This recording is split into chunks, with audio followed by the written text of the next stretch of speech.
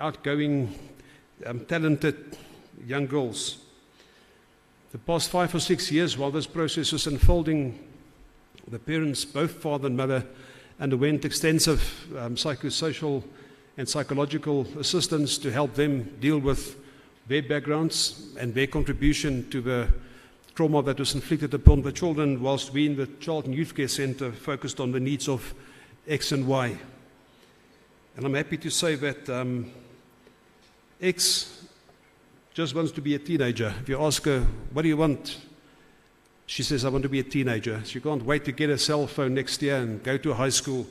And the younger sister, Y, is a very academic child, and she can't wait to become a lawyer one day because she wants to help people like her mother, like her and her sister, in very, very difficult circumstances. But that's just as an introduction. I need a technical lesson here. Up and down. Oh, somebody's moving it for me. Thank you. I appreciate that.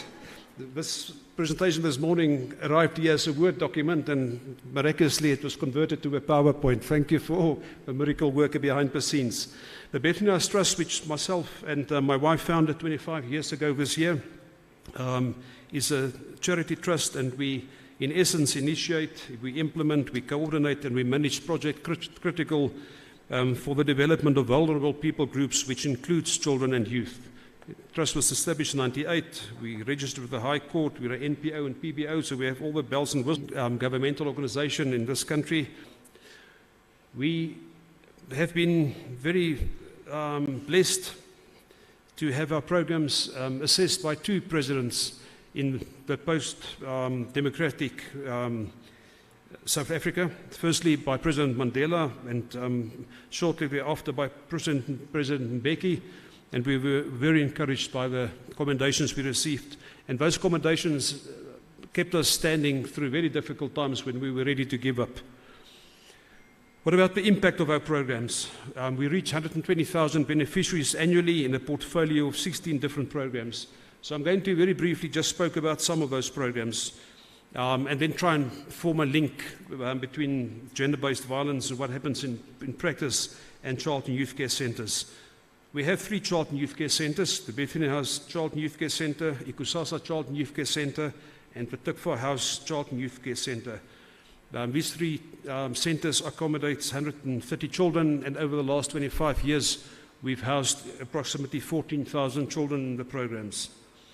I think it's important to note that children in child and youth care centres are placed in terms of the Children's Act. They're not just placed there by social workers. It's a very stringent legal process.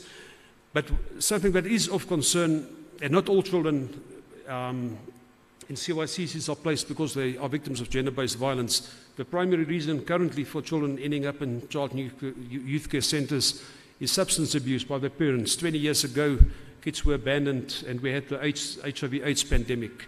Of late, it's literally children who are victims of substance abuse in the family. But those kids are placed in terms of court orders, and like X and Y, some kids are there because they were exposed to or they were victims of family violence. But by and large, it's substance abuse, abandonment, neglect, and sexual abuse. But there's a group of children that end up in GBV shelters who are not placed in terms of legislation, and that raises some concern for me as a practitioner, because those kids are not protected in terms of the Children's Act. Mothers are accepted into programs. Often children accompany them. I know that not all shelters make provision for children, but many shelters accept the children of the mother as well. Those kids are not managed in terms of the Children's Act. They just come to reside in GBV shelters outside of the Children's Act, and something that in practice we have to address very seriously. What do we do in our CYCCs to sensitize boys? Because we have boys and girls from birth up to 21 years old. What do we do to sensitize our boys in the shelters or in the CYCCs in terms of GBV? We have a program called Be a Gentleman, My Son. The program is written by Dr. Rodney Seal, and we teach that boys to be gentlemen. And we hope that that small contribution we make when they are still very, very young. So things we focus on, for instance, is ladies first, etc., etc. You don't engage in a physical fight with a girl, even though it might be age appropriate if we're talking about very young children. And we're really trying to raise a generation of gentlemen, and we trust that that small contribution in 10, 15, 20 years from now will contribute towards a decrease in gender-based violence. In addition to providing educational care and many other services, we also run a program in the Child Protection Services Division, which is in essence a victim empowerment program. And the focus on that program is to provide psychosocial support to victims of gender-based violence, crime, substance abuse, and other traumas that they've experienced. A few years ago, when the levels of funding was higher, we reached up to 500 children per month in the program. Currently, our numbers are down to about 200 children. And here we have a team of social workers and social auxiliary workers who focus on intense therapy for children who are still in school. They haven't been removed. They're not in child and youth care centers or shelters. They're in school, they're in families, but they are experiencing the trauma of gender-based violence. Geta Kagiso is a mediation program which focuses on alternative conflict resolution, and it's a school-based program, but we've been trying to engage the Department of Social Development and specifically Department of Education about for the last few years, unsuccessfully I might add. But the purpose of this program is to teach young people alternative ways of resolving conflict, which we believe in future will have a positive impact on the prevalence of gender-based violence. How do we, in simple terms, we teach them to walk away, to look away, to change their thought patterns sometimes, and it has proven to be very successful in other circles. We run a national crisis line. We have a center of learning where we develop curriculum material and training manuals for ourselves and other partners. We have a partially accredited substance abuse program which we offer at some of our shelters. Camp Courage is a behavioral modification program, which is a very, very critical program that's lacking in the country, and it really teaches children alternative ways to deal with their conflict. We've been very successful in the pilot programs, and we trust that we can engage strategic partners in the respect in future. I want to just briefly touch on Kamolso Village, because this used to be a partnership program with one of our partners. It is a block of flats that the Trust owns, and the focus here was on rendering social housing for women who were victims of gender-based violence. They've completed certain aspects of programs with our collaboration partner, and post them completing these programs and them being in a place where they're ready to move on, where they were employed and skilled, we help them to overcome the issue of housing. Housing, as we all know, is a massive crisis in our country. The social housing aspect of the program made it possible for mothers and children specifically to be able to afford a two-bedroom unit flat, for instance, make a small contribution in terms of income, help them on their feet by assisting them to save so that they could move out of the social housing program and become independent again. This program was closed down recently because of operational issues, but I think it's something that is extremely critical. The Tower of Life program, which is the Sustainable Livelihood program, offers a shelter for men, and we provide approximately 38,000 bed nights every year for men. Many of those men are homeless, many of them are victims of other social ills. We tried over the last couple of years to pick up, is there a link between the men in the shelter and gender-based violence? But our experience, the experience of the social work team has certainly been that men are very, very embarrassed to talk about gender-based violence, them being victims. But in sessions with a social worker, often somebody who says that he's destitute or that he has family problems would later disclose that he's a victim of gender-based violence. I just want to have a look here. Domestic problems is another indicator.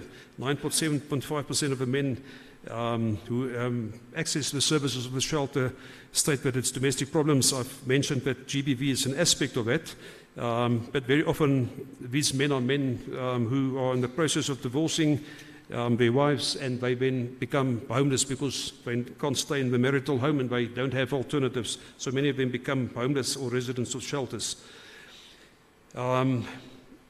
We run child and family welfare programs, which are statutory programs. The one program in Randfontein had to close down, as had the Boikutso cluster foster care program and the intermediary services program. Now, these three programs closed down because of shifting priorities for Department of Social Development in terms of funding, which has been a big issue of concern.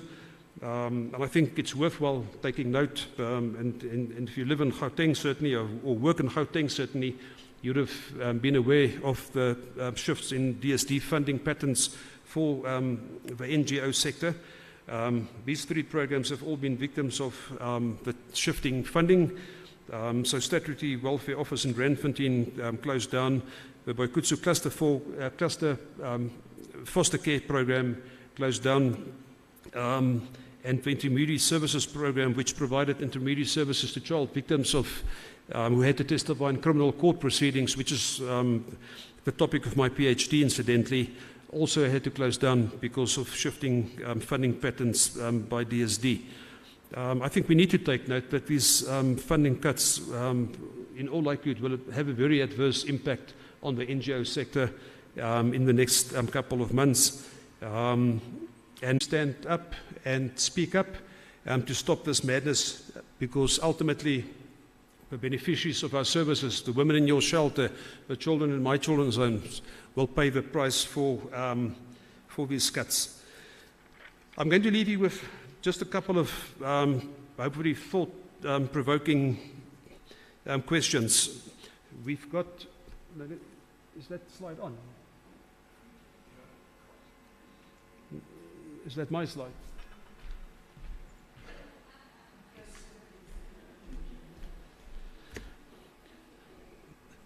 How do we deal with the following service gaps and challenges? In preparation for the presentation, I just consulted with one of our collaboration partners, and I asked them to give me a bird's eye view of what's been happening in their program for the last few months. And in 3 months' time, and I think this is a similar picture to all the GBV shelters in all likelihood in the country. In 3 months, they had 92 applications from individual female persons with 52 children altogether. Of these, 31% of the applications were people who needed to be housed in shelters because of mental issues, people released from rehabilitation, people released from prison with no place to stay, people who are active substance abuse users who needed place to stay, etc., etc. So a total of 31% of the people admitted, a total of 31% of the 99 applications were admitted to the shelter. So it was a total of 40% of the adult applications and 34% of the children applications. So it sounds very simple and rosy and effective, but we're talking about a shelter that operates without any government support. And to make space for the 40% new admissions, 40% of the existing or the current admissions had to be moved on somewhere. And this program works very actively in capacitating and equipping and empowering the beneficiaries of the shelter services so that they are able to move on. The problem is we have too few registered shelters, and the question we're asking in industry is, why do we not have more registered shelters? The Minister yesterday indicated that there's a broad footprint of shelters, but we need a shelter in every town in this country, not only a shelter in every municipality or every district. Every town needs a shelter for victims of GBV. The question is, why is it so difficult to register a shelter? Why are there so many obstacles put in the path of organizations trying to register shelters? What has emerged over the last couple of months in Gauteng province specifically is a form of malicious compliance where organizations are being prejudiced against for either funding or registration purposes by holding them responsible for issues like zoning and local government matters which they have no control over, and many of those are used as reasons why shelters are not established. The question that we ask government is, why do you not help NGOs to overcome those obstacles instead of simply enforcing the obstacles, which means that there are no shelters, there are not sufficient shelters? Who's responsible for funding of the sector? Is it DSD? Is it other government departments? Is it the community? Is it business? We trust that in the upcoming financial year, there will be sufficient funding allocated to all shelters, including GBV shelters, because at current funding levels, they're not able to optimize their services. And then there's a massive need for capacity building, not only in terms of programs, psychosocial, etc., but also in terms of programs like social housing, the Kamoso example I used, so that people who come into the shelters are able to reintegrate back into the community. We need fortified collaboration between organizations.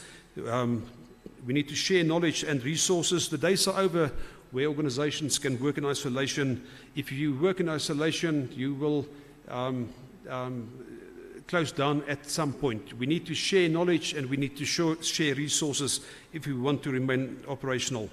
In terms of government, specifically social development, the police and the NPA, there are many positives, but daily we hear all these horror stories of system failures, like the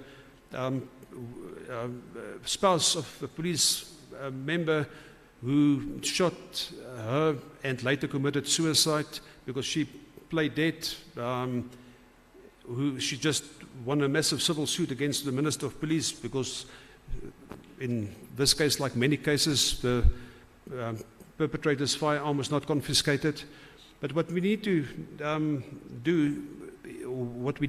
lobby for is that instead of keeping the Minister of Police responsible, who pays the 4, the 5, or the 15 million rands out of the taxpayers' money, officials, whether they police officers or members of the NPA, or even people employed by social development who fail to do their work, must be held responsible in their personal capacity in these civil cases so that they pay for their inability to do their own work. And then lastly, we need to look at the relationship between business and civil society in terms of funding skills development and jobs. Shelters can safeguard women or victims of gender-based violence. They can provide psychosocial support and many other services, but ultimately we need collaboration with the business sector to help with skills development, employment, so that victims can effectively reintegrate back into society. And then just in closing, we need to unlock synergy between the NPOs and DSD specifically. It should not be NPOs versus DSD, but it should be NPOs and DSD. We should really take hands, work together. I think this is an excellent example of a collaboration that is working, but it has to be drilled down to grassroots level so that ultimately the beneficiaries of the service can get the benefit of these collaborations. I will leave you with that. Thank you.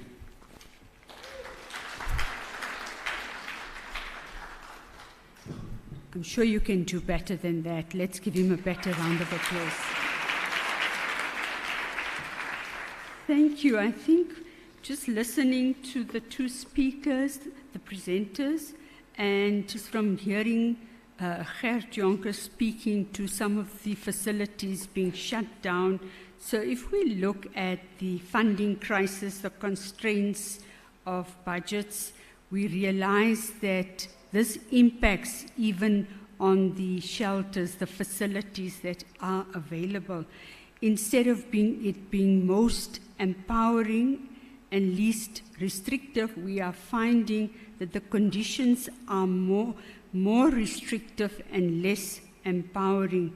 If we cast our minds and reflect on the mother that comes into a shelter with children, the mother is usually seen as the provider, the family leader, the one that organizes and sets standards for everything, but her role and responsibilities in a shelter are usually diminished, where it becomes the responsibility of the shelter personnel, administrators, to decide and determine where the family is going to eat, where they're going to bath, where they're going to rest. The shelter rules also create barriers, and there are, there's old schedules, and understandably so. So I think I just wanted to pick up on the budgetary constraints, the financial crisis that we as a sector are faced, and I think Gert explained that collaboration is key. Government and CSOs need to work together.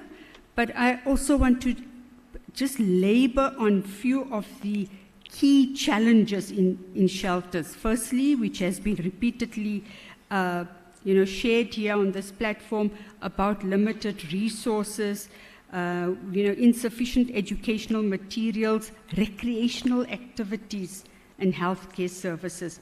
Educational disruptions for children, where they move away from their school environment to another school, the disruption and the consequences it has on their academic performance, the emotional and psychological impact, where they feel a sense of stigma, not wanting to identify or even share with other children that they've actually been victims of gender-based violence and they are now living in a shelter. So that affects their level of functioning, the mental health status of children. Limited access to healthcare, we've spoken about that often they don't have easy access or frequent access to healthcare services. And the inadequate housing conditions, we know that shelters try and do their best. It's not ideal, but a lot more work needs to be done in that arena. So now I'm going to open the floor for questions to Gert and Gail. Thank you. We can start with the hands. Okay, we've got a hand there. 1, 2, 3, 4. Okay, so we'll start. Okay, we can start with you there on that end, on my left end there. Has anybody got the rotating mic? Roving mic, please.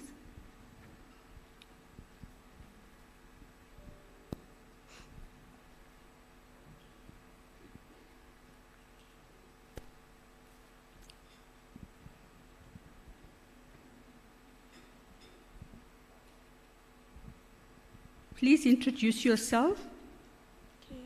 Greetings, everyone. My name is Anela Prolzwane from Cathoras Parliament. So my question is, why are most shelters don't have medical practitioners or nurses inside the premises? Because there are some clients that comes in, for example, with epileptic seizures and stuff, and then they get a seizure at night maybe, and then they have to wait for long. The ambulances take long. Okay. Thank you. Can we move on to the next person on this side, please? You've got that question?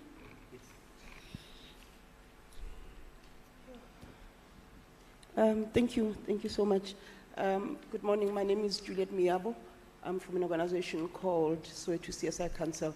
We lobby an advocacy organization for various NPOs, CBOs and FBOs.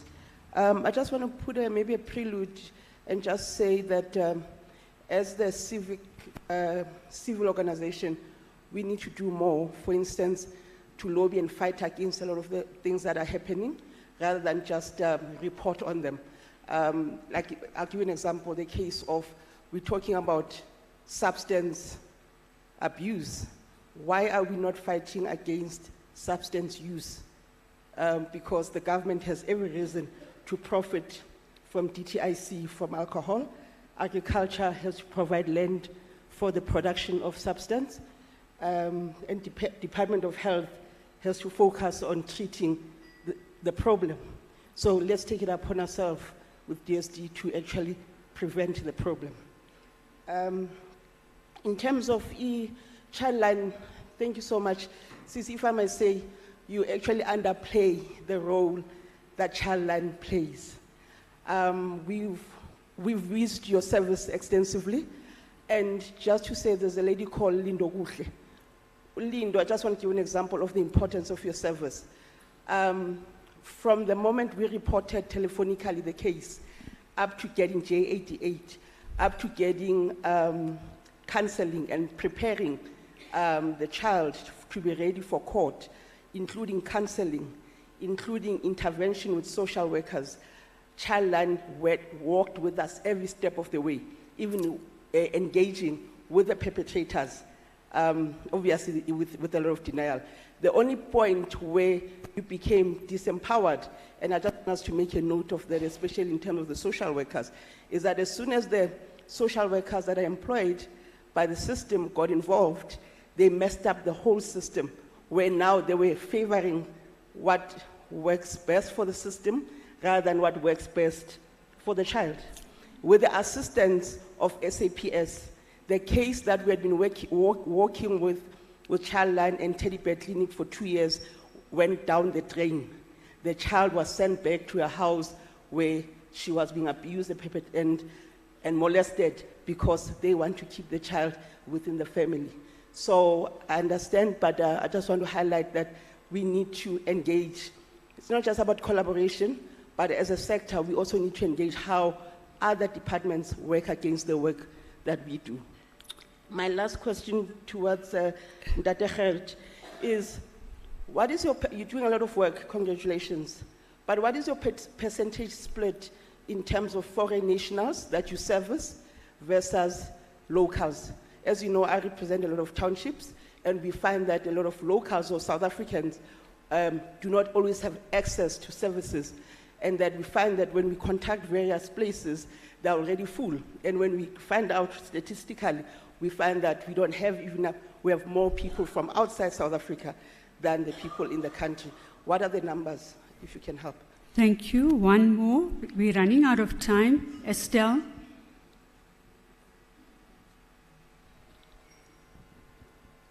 Please keep it short and focused. You can engage with the presenters afterwards if you need to. Thank you. Thank you so much. Estelle Otto from Provincial DSD, Victim Empowerment Program. Thank you so much for the presentations. And I think there's a link between child abuse and gender-based violence. And I think on the ground, we are finding it difficult to work together with the children's unit as well. Because like you have just said, the research is also showing that when there's gender-based violence, there's also sexual abuse. And I think those linkages, we also need to look at them. How can we work together with sharing resources, etc., in the different communities? And then secondly, you spoke about the second stage housing, and that is a need that we have in the province as well. You know, if the woman was in the shelter, now she has a small job, where does she go? So definitely second stage housing. Registration of the shelters, I think it also came up yesterday. I think all the facilities in Gauteng needs to register. It followed Life Esidimeni, it started already there, and that is why all those requirements are there. It is beyond me at this stage in terms of the suspension of the Johannesburg shelters, but I think as NSM, you can take it up like you have mentioned it yesterday, maybe at a higher level, to say, you know what, we are advocating for the shelters as well. Just to say thank you to Childline and also to Bethany House Trust. We are monitoring the organization, and your program that you have in schools are excellent. You know, they work so hard with one social worker. It's similar to the program that you do, the 100 days of the NSP. And what they do is they identify children at risk in schools in the West Rand. And I just want to applaud you. You are doing a fantastic job in terms of school programs. I don't know all your other programs, but just thank you so much for what you do as the children's organizations as well. Thank you. We're going to let the panelists respond, and we won't be able to take any more questions. We've actually run out of time. Thank you. Gail, would you like to respond? Yes. You can come. Thank you very much for the questions, and thank you very much for the emphasis on our services. We really appreciate.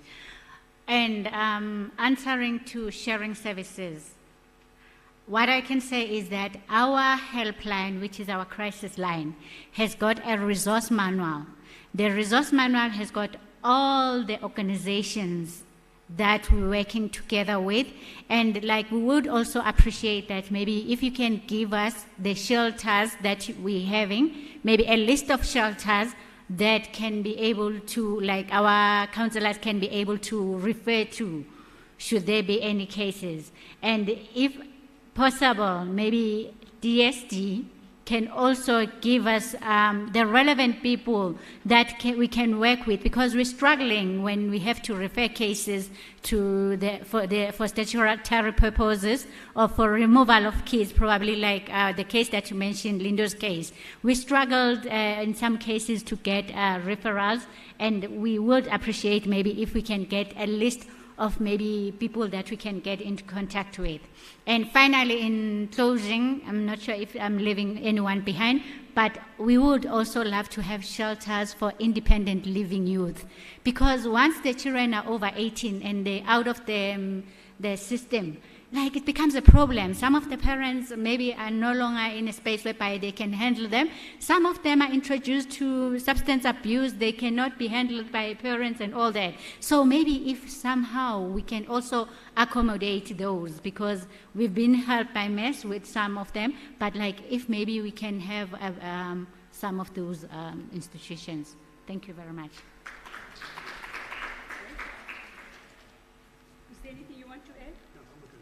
Okay, so we can just give them a final round of applause. I think it was an excellent session. Thank you. Thank you, Dr. Omar. Thanks to the two panelists. Before you leave the stage, I have a token of appreciation from the organizers of the conference in Indaba, Doctor, including yourself.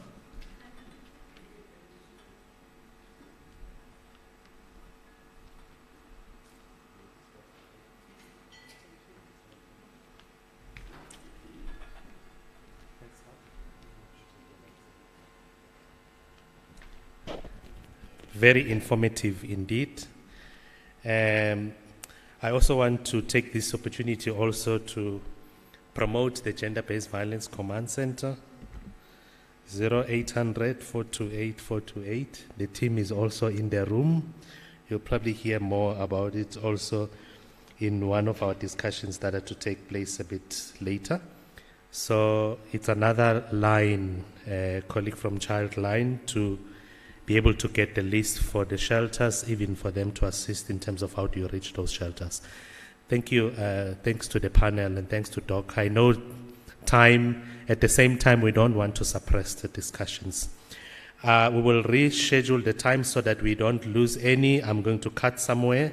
You will see that my name is in the program. Oh, you don't have the program. I'm the one with the privilege of the program. So we still have the time.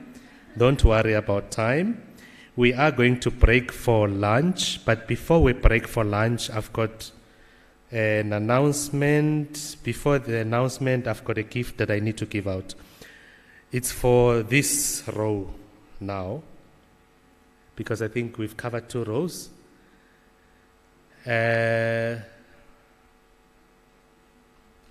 Maybe if you can indicate 2 key services that were highlighted by the 2 teams that were here, Bethany, Child CYC, as well as the Lifeline, 2 key services that you could see the link specifically with GPV. and they are here, they will assess your response. There's a mic, there's one hand here. If you can just summarize it for us, colleague. No, the services that stood out for me was a child youth care center, because it's important for prevention and building young people who will not get into GBV getting older. And then what I also liked was the Tower of Life, where they've incorporated the role of men, both for treatment and also to prepare them to be better men and support the programs. Okay. Thank you, colleague, for summarizing that for us. You have it. You can come and get it, Mr. Maluleke. Thank you. Yes, it is coming. Then lastly, colleagues, the last announcement before lunch. We're going to go for lunch. If we can please be back.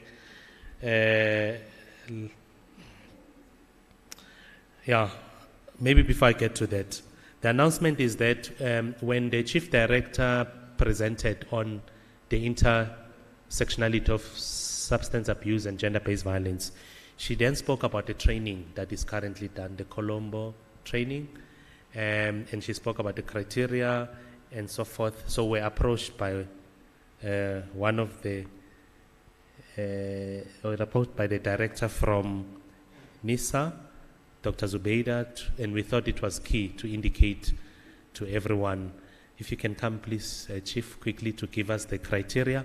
But we want to get, if there is any interest from the delegates of this conference to attend it next year, we will go back as DSD and try and see how many spaces we can secure for attending that training. Key to that is that it will assist us to also learn some of the models that are used, but also so that when we talk about intersectionality of GBV, we also have people that have been through the training. That is one. So if you can please give us the criteria, Chief, and then Dr. Dango will then... 1st of December. So if you are going on holiday early, tough luck, and it's a requirement that you must attend at least 80% of the sessions. There is a pre-test. It doesn't count. It's just for them to assess the level of your knowledge. Where are you in understanding? And then there's a post-test after there's 10 sessions, as well as a test. And I've already indicated that the passing mark is 70. You have to really push for that.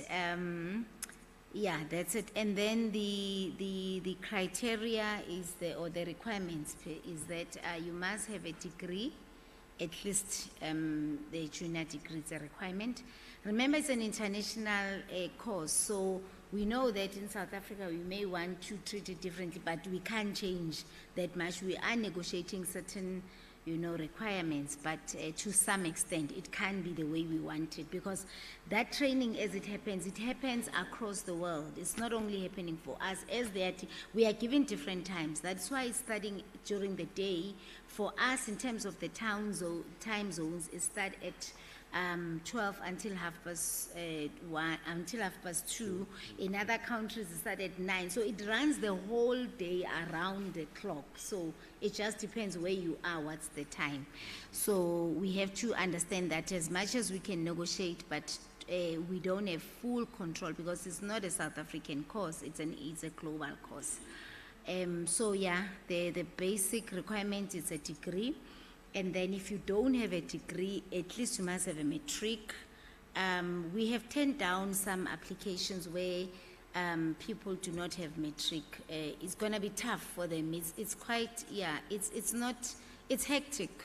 You can see that there's a lot of work that they've put, because people that are running it, some of them are professors from universities. So the requirement is a degree, if not at least matric and plus 10 years experience in your area where you are. It does not have to be substance abuse. Even if it's GBV, it's fine, as long as there is that indication. And it's twice a week. It's every Tuesday and Thursday from 12 until 12:30. 2:30, sorry, yes, 12 to 2:30. It's online. until the 21st of December, like I said. And then next year, the international trainers are going to come to South Africa. It's going to be physical. It's going to be 8 days. They will be coming. But that one, you cannot attend it before this one. This is a prerequisite for you to qualify for that training. So yeah, it's important. So already we've already started the requirements, the names are already sent and so on. So this will be a special request. So if I can get Dr. Omar the list, Dr. Zebeda, if I can get the list before the end of business so that we can make arrangements by tomorrow, we should be ready, and maybe they will find a way of saying how do they catch up and so on. So it's quite critical that I get a prompt response in order to make sure that you are on board. Thanks.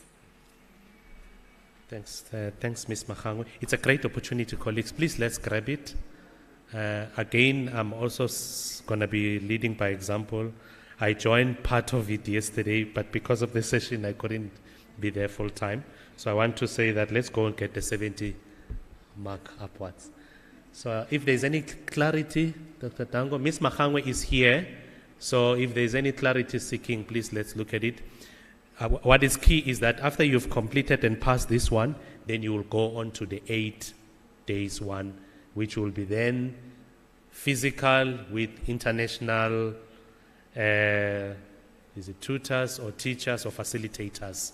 So you will go through that. You would have qualified to get to that. Thank you. We are breaking for lunch, colleagues. Can we please be back at 1:15? It will be much appreciated. Otherwise, I will be sending persons to come and collect you from lunch tables. Thank you. Lunch is served at the same place, just right here behind us. And thank you very much for being such a great audience.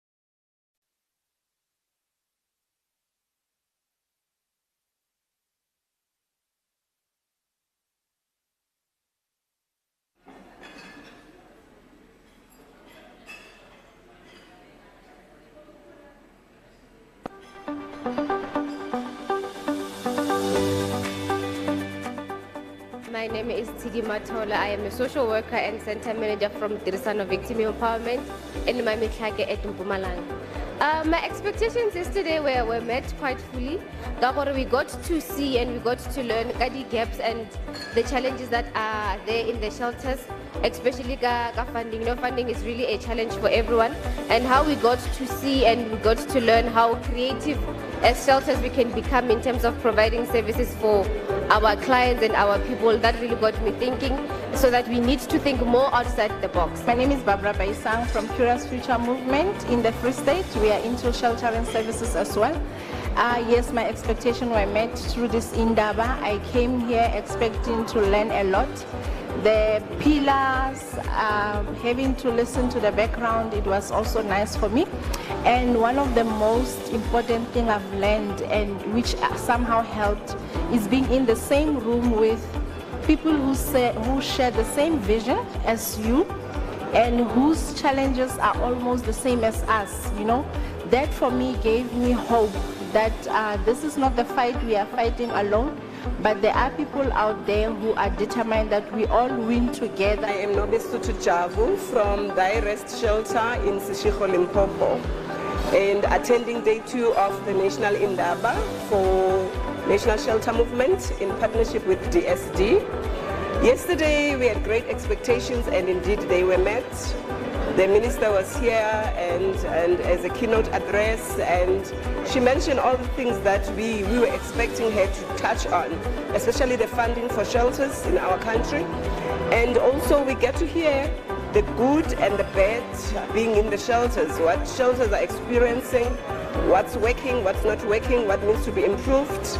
My name is David Malekane from Arachen Social Services. Yesterday, as it was the first day of this Indaba, as one of the shelters in Gauteng, we came here knowingly that there are issues that we are having that we were hoping that the Indaba will address.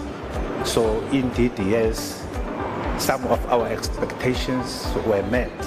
Like for example, the gap of issuing houses to our victims at the shelter, meaning the victims of gender-based violence. So yes, indeed, we were very impressed about what was said yesterday. I'm Sarah Lekale from Goldfields Family Advice Organization in Welkom in Free State. I'm also the Free State Provincial Representative on the National Shelter Movement in South Africa. About this sitting or about this conference, we learned a lot, and I did meet my expectations. And definitely when we go back to Free State, we're going to make sure that where we left it, we're going to start there and journey forward. My name is Sama Shongwe. I'm the social worker for Lifeline Shelter in the VAL, and we are the shelter for abused women and children, and then we also work with victims of human trafficking. So yesterday, it exceeded beyond my expectations because it was my first time attending the Indaba.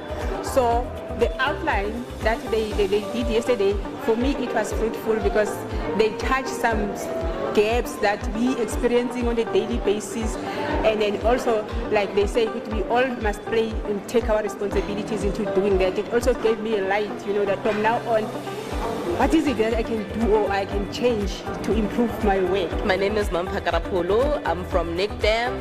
I think the topic that I found most interesting yesterday was the topic on gun violence. What I took out from it was the need for the perpetrators to be engaged in terms of, I think one of the ladies brought up the issue of how guns are just freely accessible in communities, and she gave an example of at a funeral where about 200 gunshots were heard. I think that was a very interesting issue that needs to be addressed, and I think I completely agree with the fact that we need to engage the people whom are perpetrators and who have access to guns, so that we can find out exactly where they get these guns from. And in terms of today, I think I'm just looking forward to hearing all the other presentations that they have in store for us, and yeah, I'll have my listening ears on.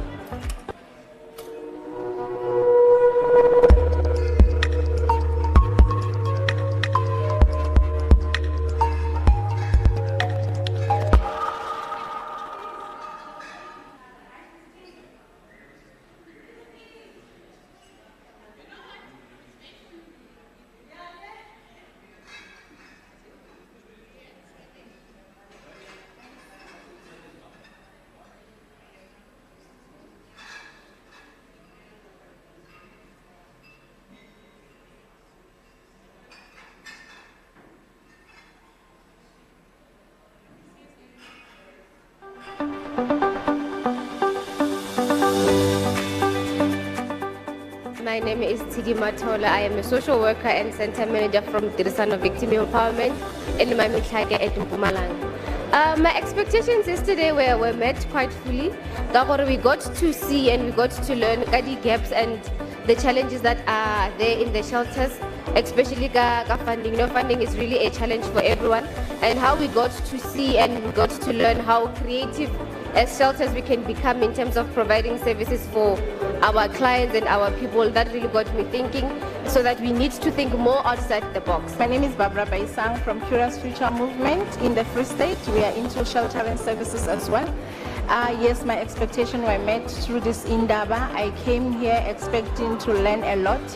The pillars, having to listen to the background, it was also nice for me. And one of the most important things I've learned, and which somehow helped, is being in the same room with people who share the same vision as you and whose challenges are almost the same as us, you know. That for me gave me hope that this is not the fight we are fighting alone, but there are people out there who are determined that we all win together. I am Nobesutu Javu from Delegates Shelter in Limpopo, and attending day 2 of the National Indaba for National Shelter Movement in partnership with DSD. Yesterday we had great expectations, and indeed they were met. The minister was here and as a keynote address, and she mentioned all the things that we were expecting her to touch on, especially the funding for shelters in our country. And also we get to hear the good and the bad being in the shelters, what shelters are experiencing, what's working, what's not working, what needs to be improved.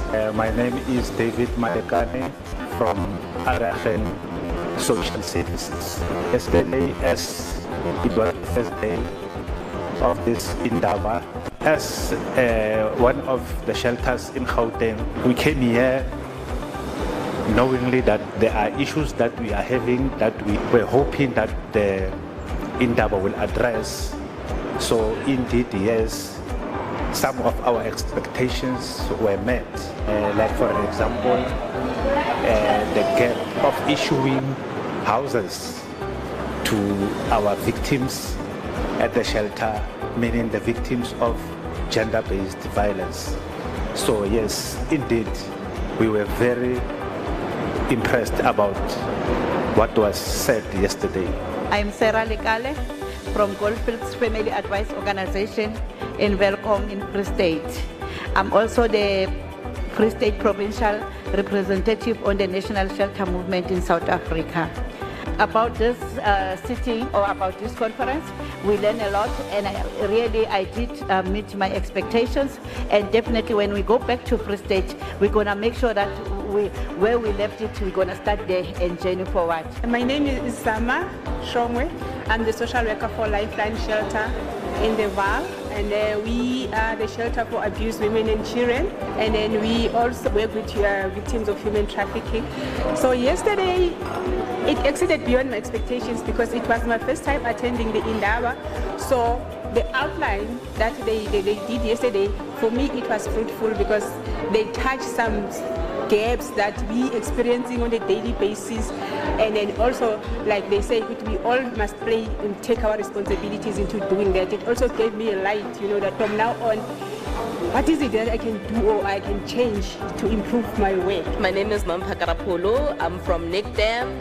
I think the topic that I found most interesting yesterday was the topic on gun violence. What I took out from it was the need for the perpetrators to be engaged in terms of, I think one of the ladies brought up the issue of how guns are just freely accessible in communities, and she gave an example of at a funeral where about 200 gunshots were heard. I think that was a very interesting issue that needs to be addressed, and I think I completely agree with the fact that we need to engage the people whom are perpetrators and who have access to guns, so that we can find out exactly where they get these guns from. And in terms of today, I think I'm just looking forward to hearing all the other presentations that they have in store for us, and yeah, I'll have my listening ears on.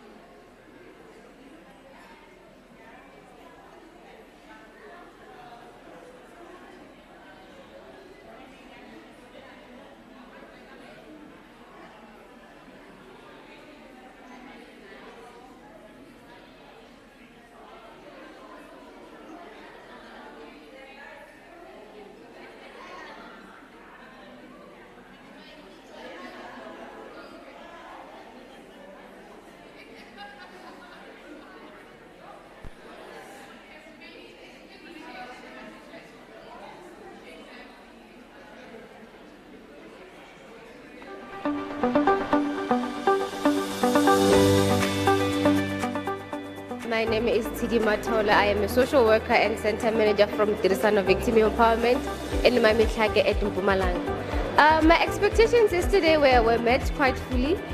We got to see and we got to learn the gaps and the challenges that are there in the shelters, especially funding. Funding is really a challenge for everyone, and how we got to see and we got to learn how creative as shelters we can become in terms of providing services for our clients and our people. That really got me thinking, so that we need to think more outside the box. My name is Barbara Baisang from Curious Future Movement in the Free State. We are into sheltering services as well.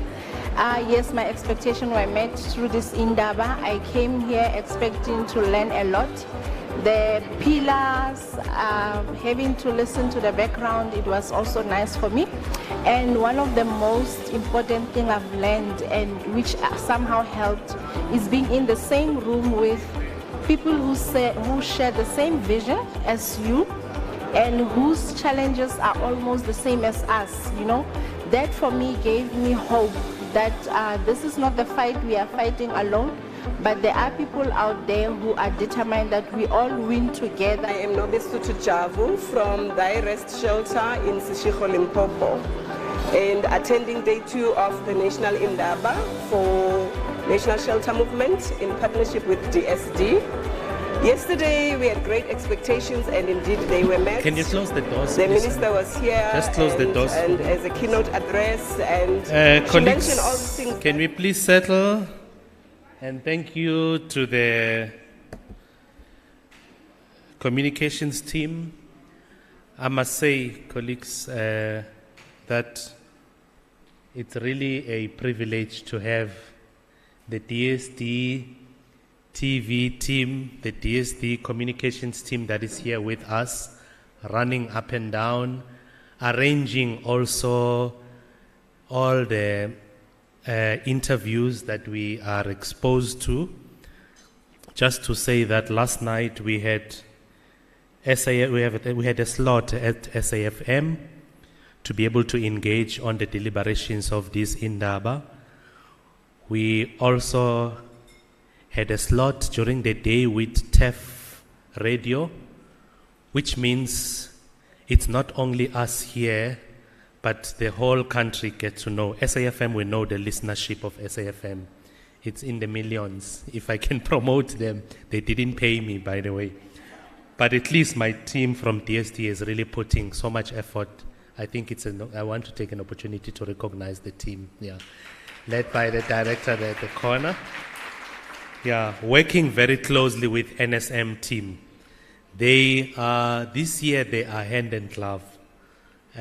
We've had challenges last year, CSO and government. So this year we are really doing very well. We also have 2 other interviews tonight. Josie FM, that will be done by NSM. And then we've got Umhlobo Wenene, that will be done by DSD. And then there will be much more others coming, I know, as a fact. So we are working together as South Africans in dealing with our challenges, one of them being the very same one that we're dealing with here. So I thought I must just highlight that and really appreciate the working together. Lumka, Mfundo, and your team, the director, it's Mfundo and Lumka being the chief. We really appreciate the effort that we are putting into this team. If you see the people wearing black, it's that team. Then we've got the team of EMS. I don't wish anyone to go to that team, I must say, but they are on site. We also have our security team. So this event it's classified. It's not just an ordinary event. It's a very well-classified event with all security measures taken into account. City Council fully compliant certificate granted yesterday. So we are in a safe space. We have to do all those things so that you never know what goes wrong. You cannot say, now we take it light, nothing is going to go wrong. Because if something goes wrong, then it comes back to say, there were senior managers from DSD, there was even the minister there, and things went wrong. There was National Shelter Movement board members, but things went wrong. So we tried to close all the loopholes, colleagues. It cost money, but it's worth to make sure that we have a proper running program. We are hoping that this will be also on YouTube, will be everywhere. The whole proceedings, so from yesterday to today, it will be there for the coming couple of years, I believe. So we'll have this. I'm going to introduce to us the next speaker from the Commission for Gender Equality. That's the person coming, comms team. If you can be ready with the presentation. We've got my colleague Umis Notemba Sonjika. Now I appreciate Binguni because I can pronounce this properly. Sonjika. She's going to be the one that will take us through the progress on the State of Shelters report. And I want to say, I was saying earlier on to one of my colleagues to say, you know, we all need to get a frank assessment from the CGE. It's our Chapter 9 institution. They produced some years ago a report that we did not like very much, which was talking about the investigative state of shelters in South Africa. And then this year, we again requested them to say, we have heard about how bad we are doing, especially government facilities, I can say, because I'm also falling within that. And then obviously CSOs as well, the facilities that we have are not, you know, they are in some state. And not only the facilities, but also some lack of norms and standards in some areas. We know the other issue of treasury, let me not say it again. So all those, and we then went even into a point in 2019 December, were called into a public hearing. Different government departments were called there, Department of Social Development, Public Works and Infrastructure, Human Settlement, were called to account. It was not a nice experience, I can tell you. We were running up and down. The DG at that time was very much unhappy with us as officials or as public servants because of, and then eventually, you know, we had to be held to account. So what we are hoping to get today is that how far are we in implementing what came out of that report? We know the report now. It would be good to hear how far have we implemented and where are we. While I'm saying that, lastly, South Africa is one of the countries where our southern countries are benchmarking here, colleagues. I'm not sure whether you are aware. We've had, just this year, we have had Namibia coming to visit one of the shelters in Alberton, one of the beautiful shelters there that offering services. I must commend the team. They came, Namibia visited, the First Lady from Namibia. We've also had Uganda this year. It was hosted by us, DST. They visited our facility here in Johannesburg as a country. And we've also had, last year we've had South Sudan coming to benchmark here. So while we are not doing well according to our standards, I can tell you that we are doing well because we've got those facilities. When they come here to benchmark, normally they don't have anything. So I just want to say, while we're going to hear how bad we are doing, but we must also appreciate the fact that it's not like we are nowhere. We've had South Sudan, we've had Uganda coming here, we've had Namibia coming here to benchmark in our facilities. And we always try to say, those facilities are civil society run facilities. We're taking them there as government of the country to say these are the facilities for the country that we have.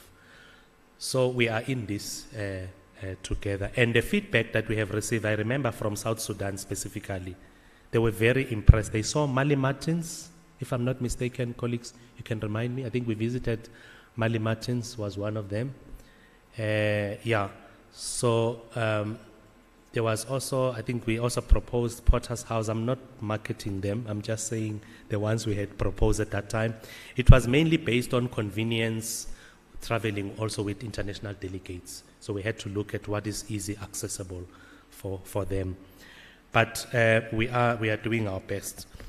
Miss Notemba's biography, she is a gender activist, admitted attorney, employed as a legal officer at the Commission for Gender Equality. If you can assist me to allow my colleague to come to the front. Thank you.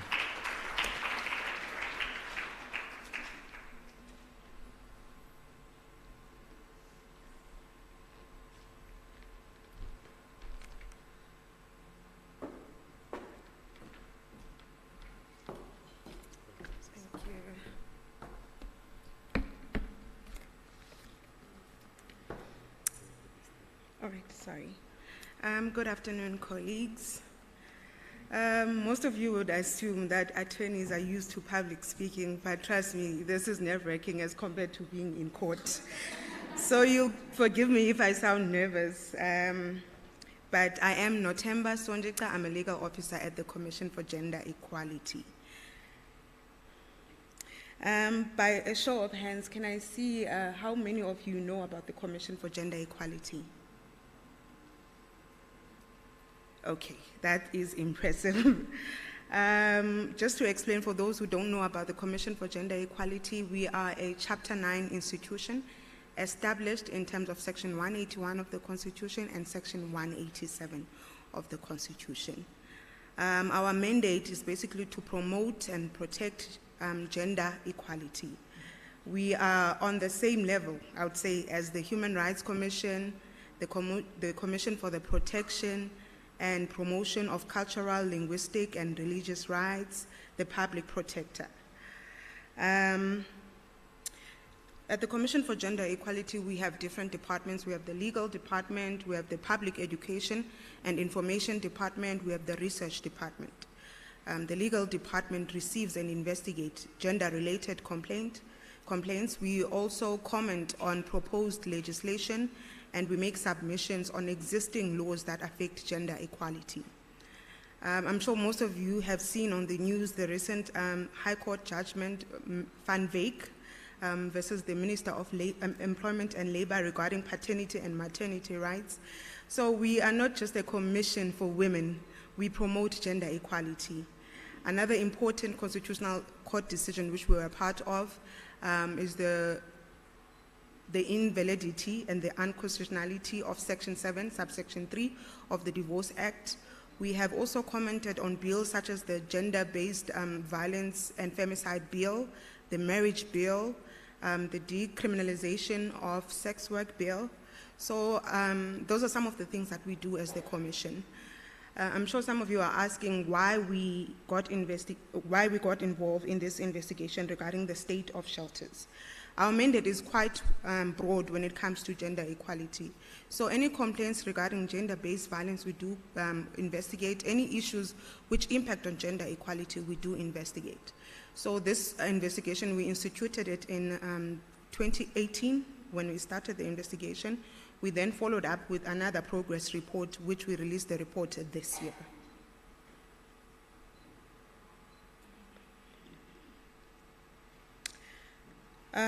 Yesterday, I'm sure some of you heard, there was reference made to the Nawongo judgment, which deals with basically the costing and the funding model.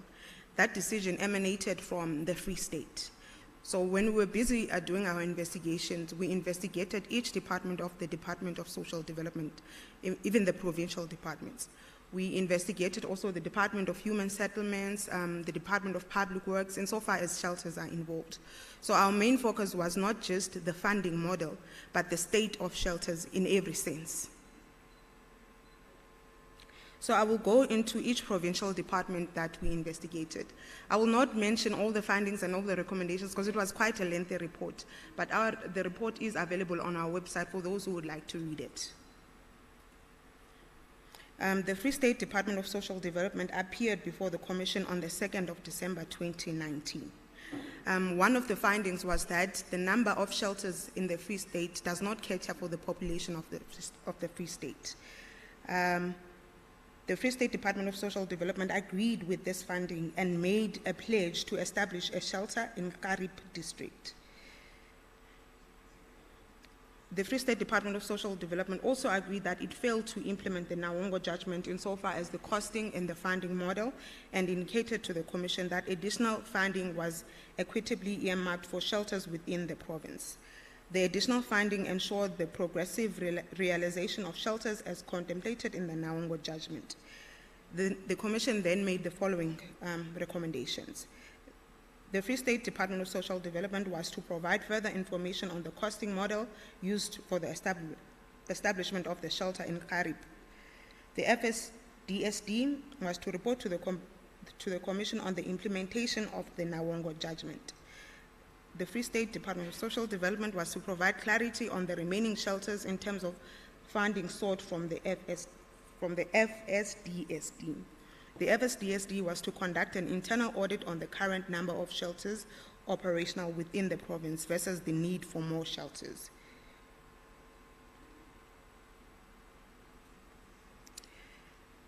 Like I said, I will not go through every recommendation and every finding because the report is quite lengthy. But after attempts were made to secure a building for the establishment of a shelter in the Karib district, a house was allocated by the Department of Public Works in the Karib Dam in February 2022. The Karib Dam house allocation placed the FDSD in a difficult position as the financial year was ending. The FDSD had not earmarked Karib Dam as the targeted area for intervention of a functioning shelter. The FDSD confirmed that the house in Karib Dam would be used as a community service center to implement social behavior change programs, and the shelter earmarked for the Karib district will be in Jacobsdal.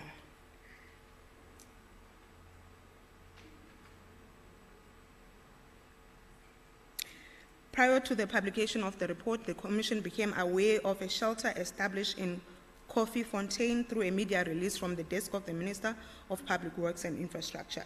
The media release confirmed that the DPWI had handed over a refurbished building to the FDSD to assist in providing a safe harbor for victims of GBV.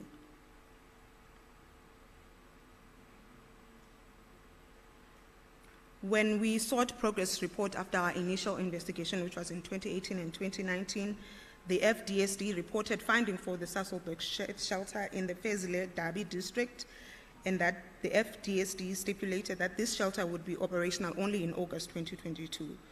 The Commission became aware through an independent news report that the member of the Executive Council opened the shelter in Sasolburg together with the Premier of the Free State Province.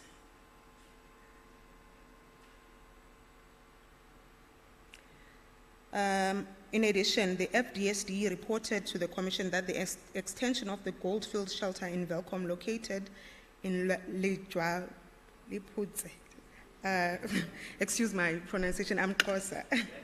Yes.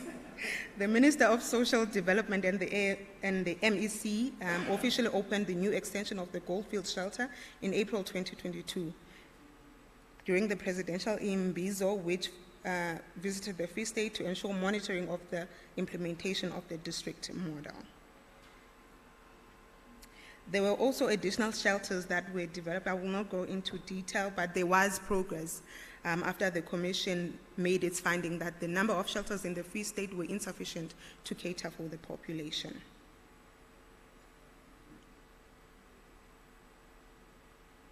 I will now move over to the Northern Cape Department of Social Development. The NCDSD appeared before the Commission on the 3rd of December 2019. The following recommendations were then made in 2019. The NCDSD was to establish shelters in the Namagwa district. The NCDSD was to ensure that the post-Marburg shelter becomes operational by June 2020. The NCDSD was to develop within 6 months effective and efficient mechanisms to accurately record funding allocation to shelters.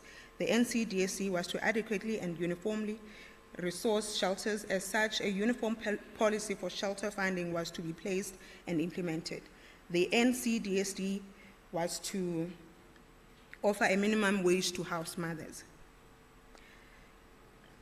The Commission then made an undertaking to engage the Auditor General, the Minister of the Department of Social Development, and other relevant authorities regarding the significant discrepancies in the allocation of funding between the National Department of Social Development and the Northern Cape Department of Social Development. The lack of shelters in the Namaquad district meant that victims and survivors of gender-based violence must travel for more than 6 hours to get access to the nearest shelter. The unavailability of a shelter within the Namaquad district was concerning at the time, noting that most of the population of the Namaquad district were women, and it was common that women are more susceptible to GBV because of their vulnerable and social economic position. The Commission uncovered significant discrepancies when it came to allocation of funding in the Northern Cape. Pursuant to the Commission's intervention, the NCDSD developed mechanisms to record the funding of shelters accurately. The accurate records will then place the National Department of Social Development, and the Northern Cape Department of Social Development in a position to allocate funds equitably. After the Commission's recommendation for the NCDSD to increase the stipend of house mothers, the Commission commends the NCDSD stance to increase the stipend from 3.5 to 5,000. That was at the time of the release of the report. Maybe it has increased again, you never know. I will then move over to the Western Cape Department of Social Development. The Western Cape Department of Social Development appeared on the 2nd of December 2019. The following findings and recommendations were made. The WCDSD considered that access to shelters for persons with disability was not initially a considered standard. However, its response indicated that it had commenced with a process of funding allocations based on the outcome of the report by the Commission on the State of Shelters.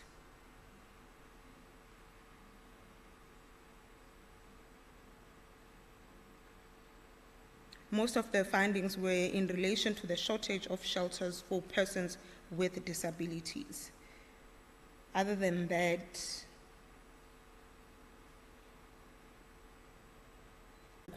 Commission, the following recommendations and findings were established.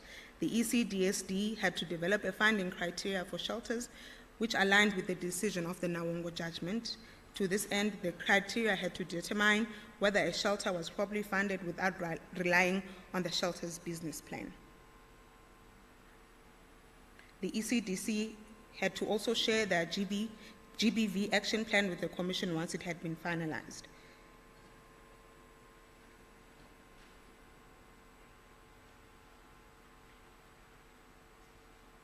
The ECDC also had to develop and draft an integrated provincial plan along with other stakeholders. The plan would then have to be approved by the Office of the Premier, and the establishment of the integrated provincial plan then resulted in the development of a provincial gender-based action plan.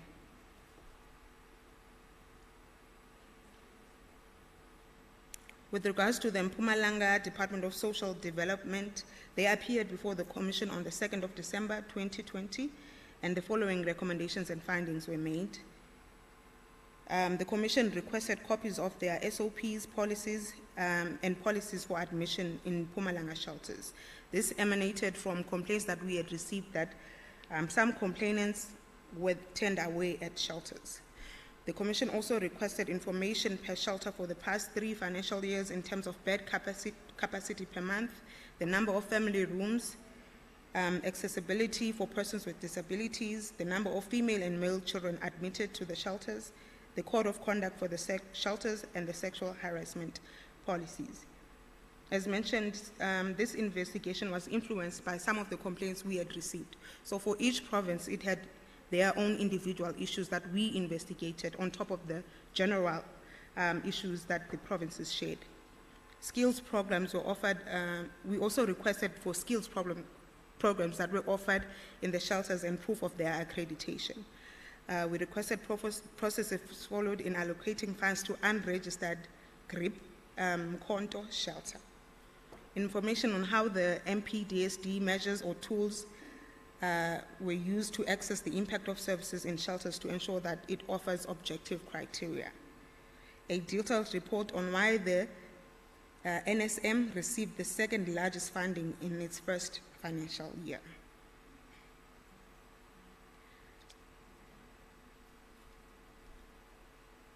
The MPDSD was also asked for reasons why there was no consumer price index related increase from 2018 and 2019 financial year to the 2019 to 2020 for the following shelters: the Grip Shelter, Grace Shelter, Kata Shelter, Mala VEP Center, Vuweselo VEP, Kaya Lokutula, Tirisano, Middlebrook.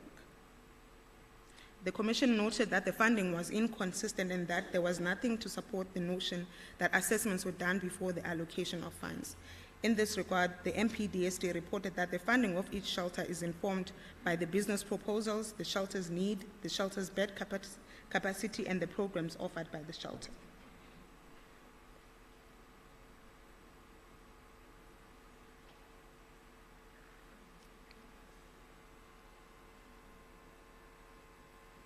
The MPDSD reported that it had 9 shelters accredited for human trafficking, and in its recent progress report, it indicated that it successfully assisted 2 shelters to obtain accreditation for human trafficking victims and assisting 1 shelter with its compliance.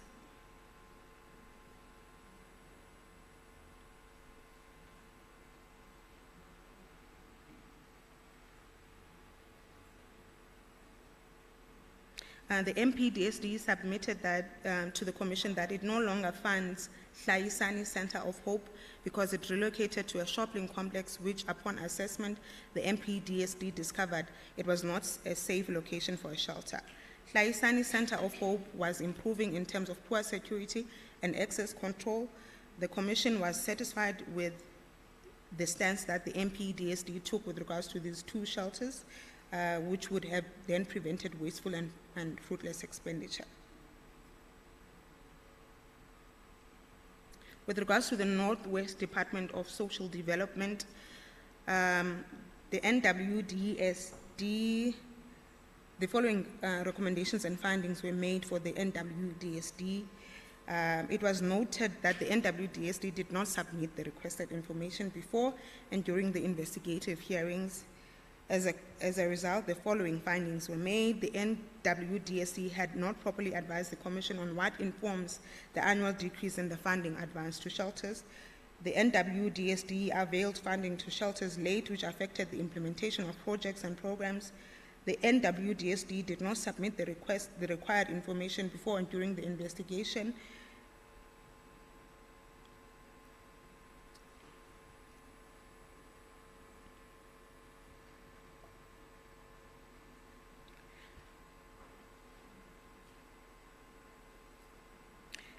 Subsequent to those findings, the following recommendations were made. It was recommended that a cost center model and equitable share to be studied in detail to ascertain whether it works fairly for all shelters. In addition, the NWDSD must provide a plan with proper timelines on how the late payments of fundings will be addressed so that shelters and survivors are not adversely affected by the late payment of funds. When we sought progress after our initial investigation, the Northwest Department of Social Development advised as follows: that it was in consultation with stakeholders and it facilitated the development of a draft that integrated Northwest Provincial Gender-Based Violence and Femicide Response Plan. The response plan was derived from the NSP on gender-based violence, and this plan was used to guide stakeholders on the provision of services.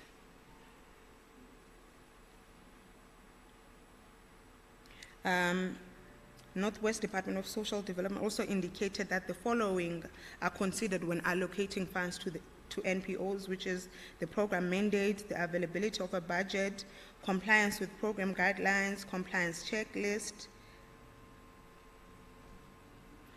The Commission noted that Northwest only had 2 shelters, Dr. Ruth Sekhomotsi Mopati in the Dr. Ruth Sekhomotsi Sipati district and Kuseleko one-stop shop and the Grace Help Center. No information was provided on the funding of these shelters for the 2022-23 financial year, which then raised concerns about whether the shelter is still operational.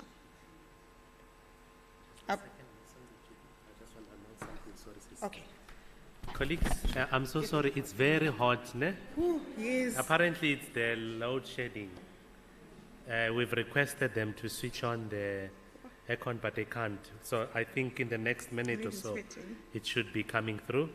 Yeah, and I'm sorry, I know we are also feeling it's worse for the presenter. Yeah. So please understand, I'm just thinking about her now, standing in front of us. So it's because of the load shedding, there's no power to power the air conditioning.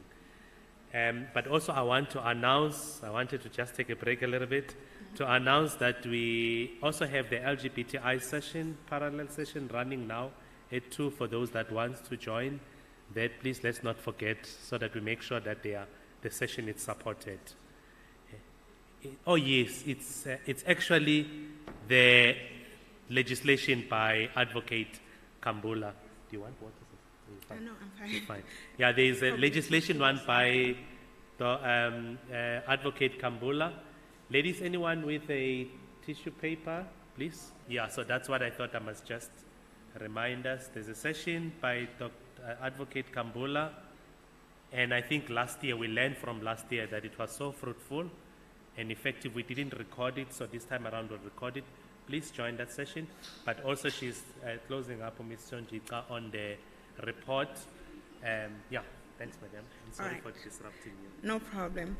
As mentioned, with regards to the shelters in the Northwest, there was no information regarding the funding for the period 2022 to 2023 financial year.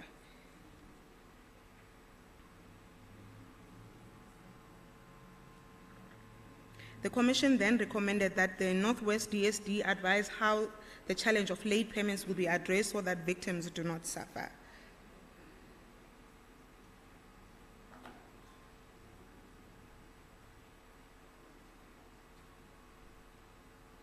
I will then move over to the Gauteng Department of Social Development. The Gauteng Department of Social Development appeared before the Commission on the 2nd of December 2019. The following recommendations and findings were made. There was inconsistency regarding the existing funding model used by the GDSD, which affected the consistency of budget allocation. A lack of criteria and gender-sensitive guidelines in respect of the admission of non-standard children. The GDSD staff were not offered sensitization training. The following recommendations were then made. The GDSD was to ensure consistency with the funding. The GDSD was to properly define the criteria for admission. The GDSD was to provide sensitization training for the GDSD staff to ensure awareness. The GDSD was to review its subsidy budget for women and children in shelters as soon as the report was released. Following our initial investigation, we then sought progress, and the GDSD advised that it had reviewed the funding model and budget allocation to ensure consistency. The GDSD provided a funding model, but the budget allocation was still inconsistent and shelters were not equally funded. In April 2021, the GDSD developed a budget allocation model and revised admission requirements for children who did not meet the standard criteria.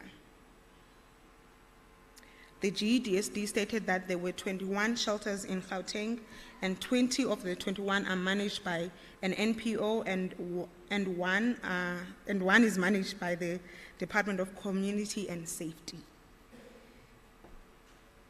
In light of the second recommendation, the GDSD was urged to develop its staff and those of the NPO. Training and awareness with regards to LGBTQIA+ issues were the foundations of capacity building.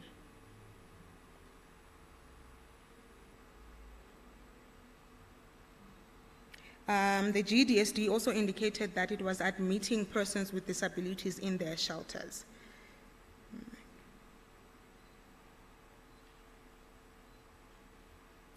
I will now move on to Limpopo DSD.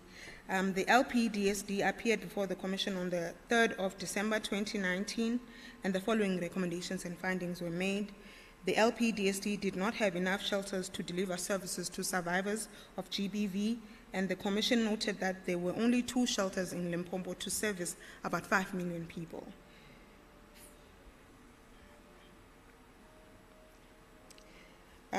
The Commission also recommended that the LPDSD was to speed up the process of accreditation of its skills development programs.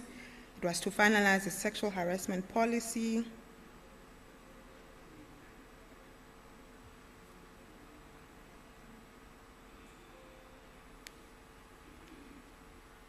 The Commission then recommended that the LPDSD provide and submit plans to establish new shelters. The LPDSD stated that it could not comply with this recommendation due to inadequate budget.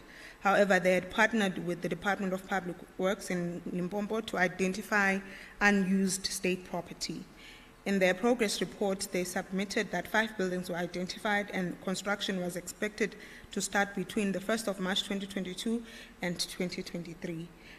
At the time of the release of the report, there was no indication that the LPDSD had started the intended construction or renovation, and currently the LPDSD still does not have enough shelters to cater for its population. I will now move on to KZN DSD. The following recommendations were recommended. The Dundee Crisis Center must move the recycling business together with the feeding scheme to another site, as both businesses cause a huge threat to the shelter. The House of Hope shelter should prioritize erecting a proper fence before it is allowed to continue with its services.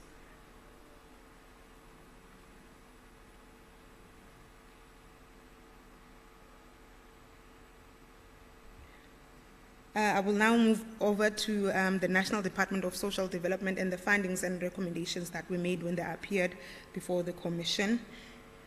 The following requests were made. The National Department of Social Development was to provide a draft sector funding policy. The NDDSD was to furnish the Commission with a finalized and approved policy by the 31st of March 2020. The NDSD was to identify 3 existing shelters to pilot the inclusion of LGBTQIA+ persons.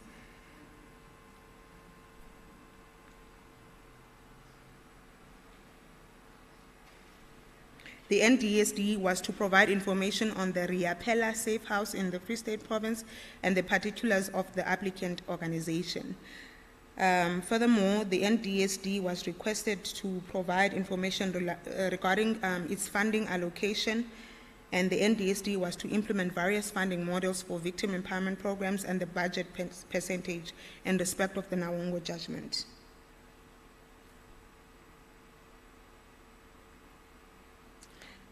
In response to the recommendation that was made by the Commission in relation to the sector funding policy, the NDSD submitted to the Commission that the intersectoral shelter policy for victims of crime and violence and confirmed the adoption and implementation of the sector funding policy.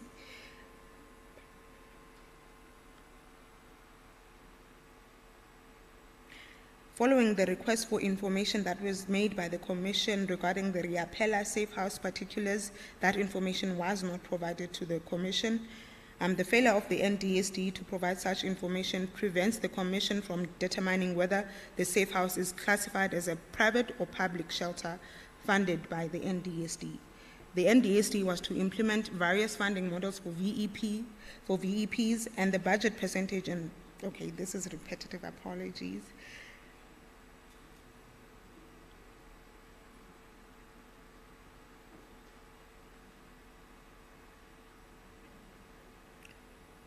The Commission acknowledged that following its initial findings and recommendation, the Minister of Social Development announced in her budget that 50 million was allocated. We may have a state-of-the-art Rolls-Royce funding model, but as you know, in our beautiful country, the implementation is always stagnant somewhere, and there will be reasons. We understand there are competing priorities. So from where you sit, can't you have an influence on that issue?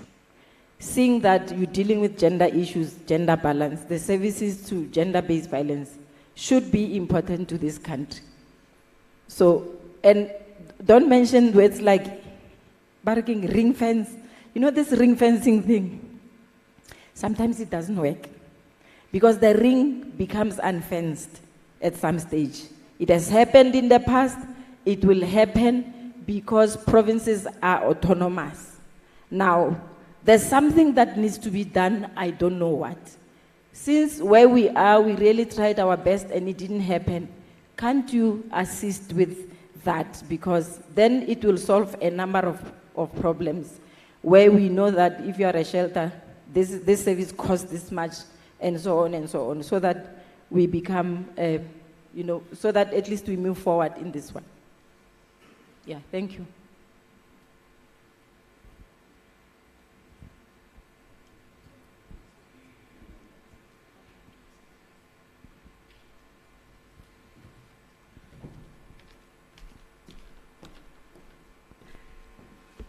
Thank you for your questions. I will answer the first question regarding the highlights of the report.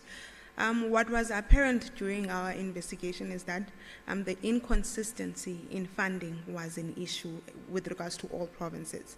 So I would say that is what we take away from the report.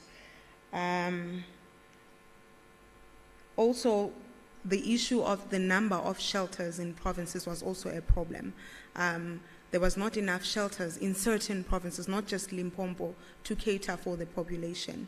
I mean, if there's 2 shelters, for example, in Limpopo to cater for a population of 4 million, I'm not sure the accurate number, I've forgotten it now, but you can imagine with regards to the stats that the SAPS provides with regards to victims and survivors of GBV, where will they seek assistance?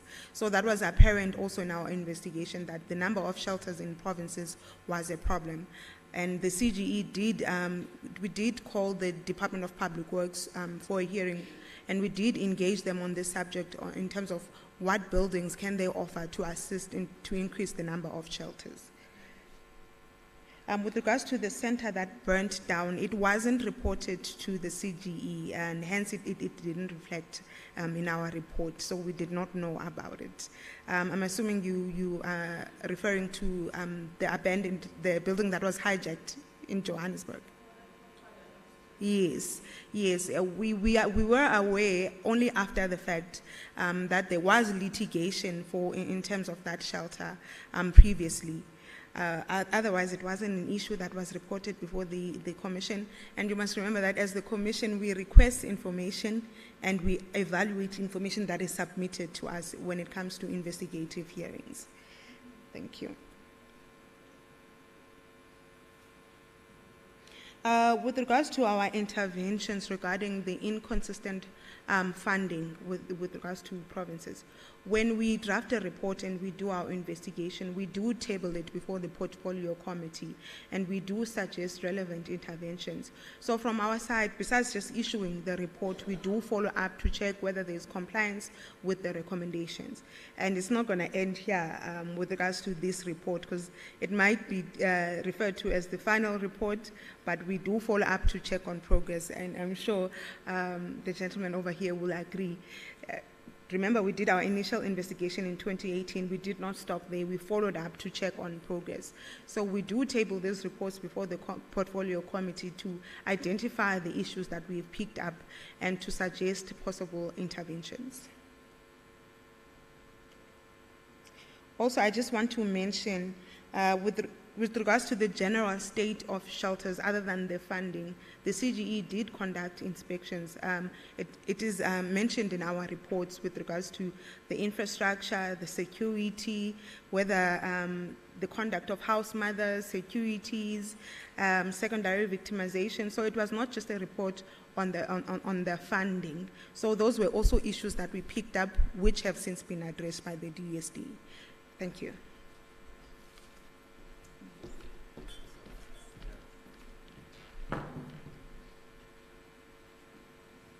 Thank you, Ms. Sonjita. We appreciate you so much, and I think you've responded to all the questions No additions from me as the program director, except saying this is a token of appreciation from the organizers of the Indaba. Thank you.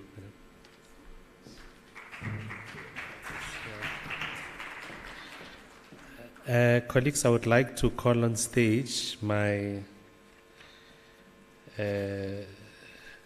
colleague or Miss Diana to come so that she can take this process briefly for me, because I have a presentation to do.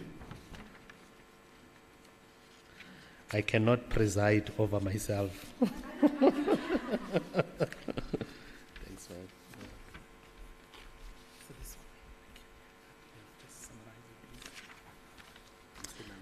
You're still alive, okay.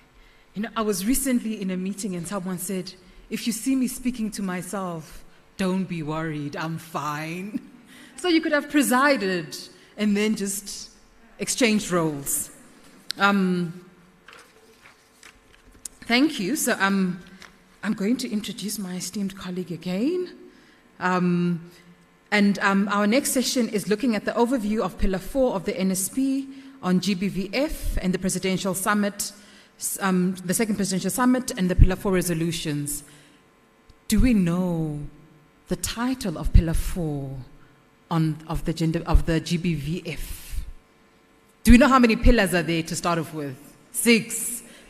And Pillar 4 is?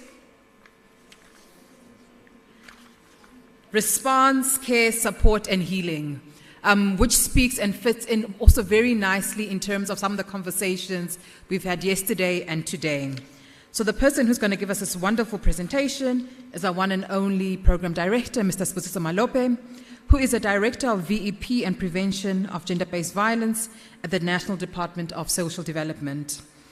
His work experience comprises of both public and private sector, and he serves on various forums as a senior manager representing the National DSD, including Sexual Offences Committee on the Department of Justice. So I'm just going to hand over to you, and then I'll take over from there.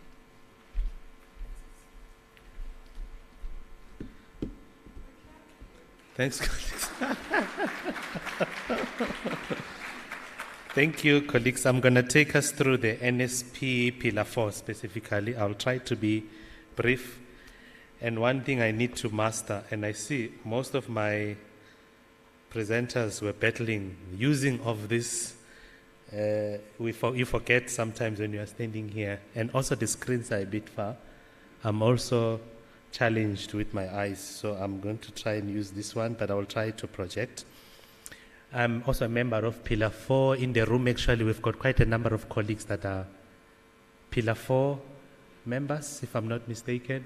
And if you are not, maybe through the chairperson who's here, Ms. Mahango is the chairperson, or the convener of Pillar 4 together with Tracy Godson. So I want to invite you, colleagues. It's a voluntary work. You know, although we are in a business of saving lives, some of the work, there's no payment. There's lots we do, you know, giving our time. So we really need more support, especially to showcase our work as a sector now, not as government, not as CSO, but our work as a sector. So I invite you to say, please take note of our Pillar 4 work.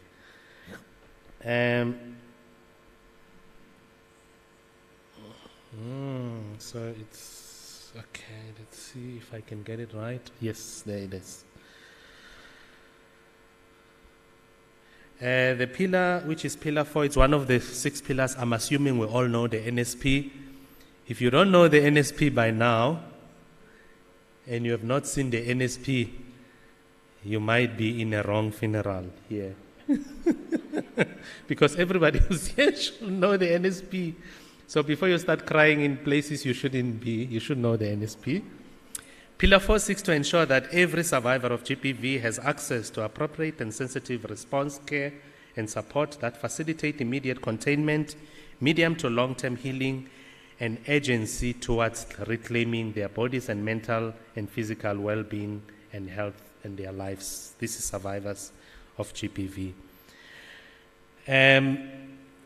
It is a pillar that is led by DSD in terms of being the department that is tasked to make sure that this pillar delivers the work.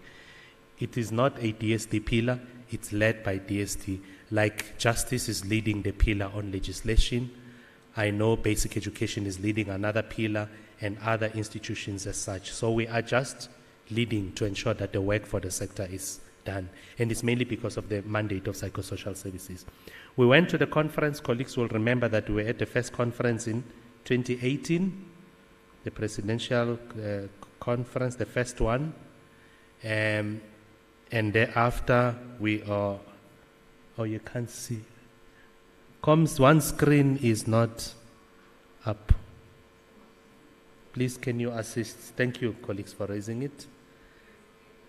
Are you working on it? Okay, because that one is too far. So I'll go a bit slower. Then we went to the first conference. We know that we had a group of various activists, civil society, community, even including us, government. I know that we are not being in government servants.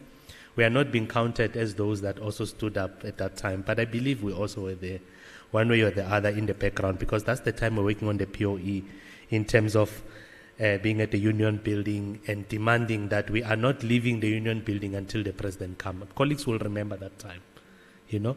And I think there was an arrival of Minister Pando to come and engage the team, and the team said, no minister, the first man must be here. And we're told the first man is busy somewhere until he realized, the first citizen, that this is serious. He had to land there. And I think it was a great moment in the history of our country, colleagues, because that culminated into the priority and the prioritization of GPV. And we know that in all the engagement that government would have, even majority of the cabinet ministers, they have a responsibility to say what is their role in the fight against GPV. It all comes there. The NSP was born 4 years later, which was last year, around this very same month. We've had a second summit. I know that civil society felt that not a lot was achieved, but it was called for us to be called to account.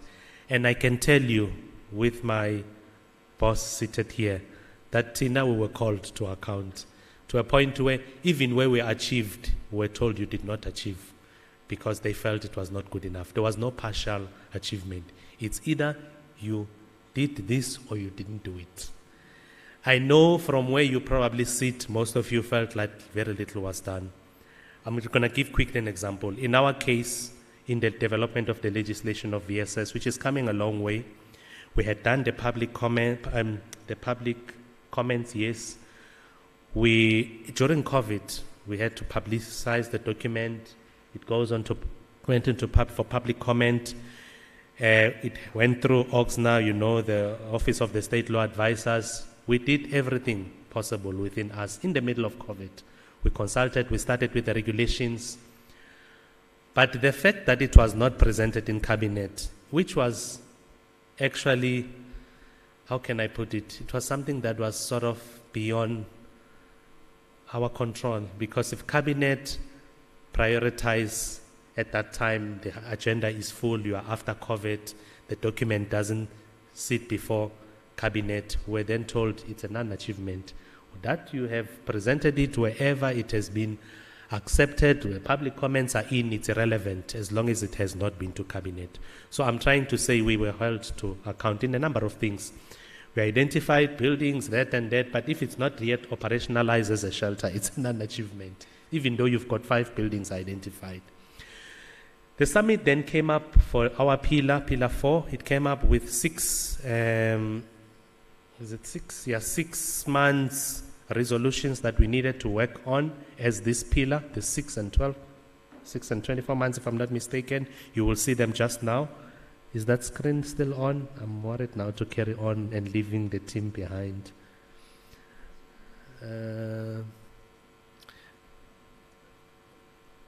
Should we carry on comms, or we must? advise the team this side, a whole half of the room is not seeing the presentation. Although we will circulate it, colleagues, please, for the purpose of time. Remember, I'm a program director, now I'm conflicted. I'm not worried about the presentation, I'm worried about the bigger time. So we had, one of the deliverables is that we need to agree on minimum basket of services and minimum standards for victims and survivors of GPV. We need to fast track the transfer and conversion of buildings from Department of Public Works to be used and standardized funding model, to be used as shelters, and the standardization of a funding model. Hey, when I hear the word funding now, I even get goosebumps. And then we also needed, as a pillar 4, to harness the power of media in the fight against GPV through formulation of gender policies in the media houses, ongoing training of key communicators, including political principals, and ensuring media accountability. We need to also coordinate the establishment of one-stop center that provides gender-responsive, evidence-based, professional medical and therapeutic care to meet all the physical, emotional, and psychological needs of victims and survivors, also taking into account substance use disorders across the age spectrum. We need to increase funding for non-profit organizations and community-based organizations. And then the last one, these are as per, I didn't want to change them, I can't change them. These are as per the resolutions that were agreed upon during the presidential Indaba of last year, 1 and 2 November. 2 years, which is 24 months, this is what we need to achieve as a pillar. We need to avail resources for vulnerable persons, and that's including persons with disabilities, LGBTI, and older women. And then we need to expand shelter services and standardize funding, again, at least in the 2 years that must be in place. There's also the issue of standardizing service across the country in terms of Tutuzela, but in our case, also the Kuseleka one-stop centers. We need to strengthen referral system for survivors. We need to conduct capacity audit and fast-track establishment of additional well-resourced TCCs. Morning, I think it was Western Cape, that says social workers feel useless because they get involved in cases of substance abuse and it's a specialized area and they get helpless. So those are some of the things that we are looking at, that we have been tasked to look at.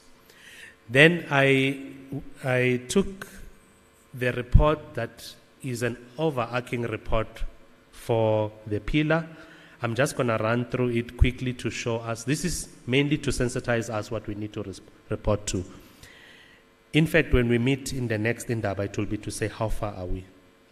These are the resolutions, how far are we?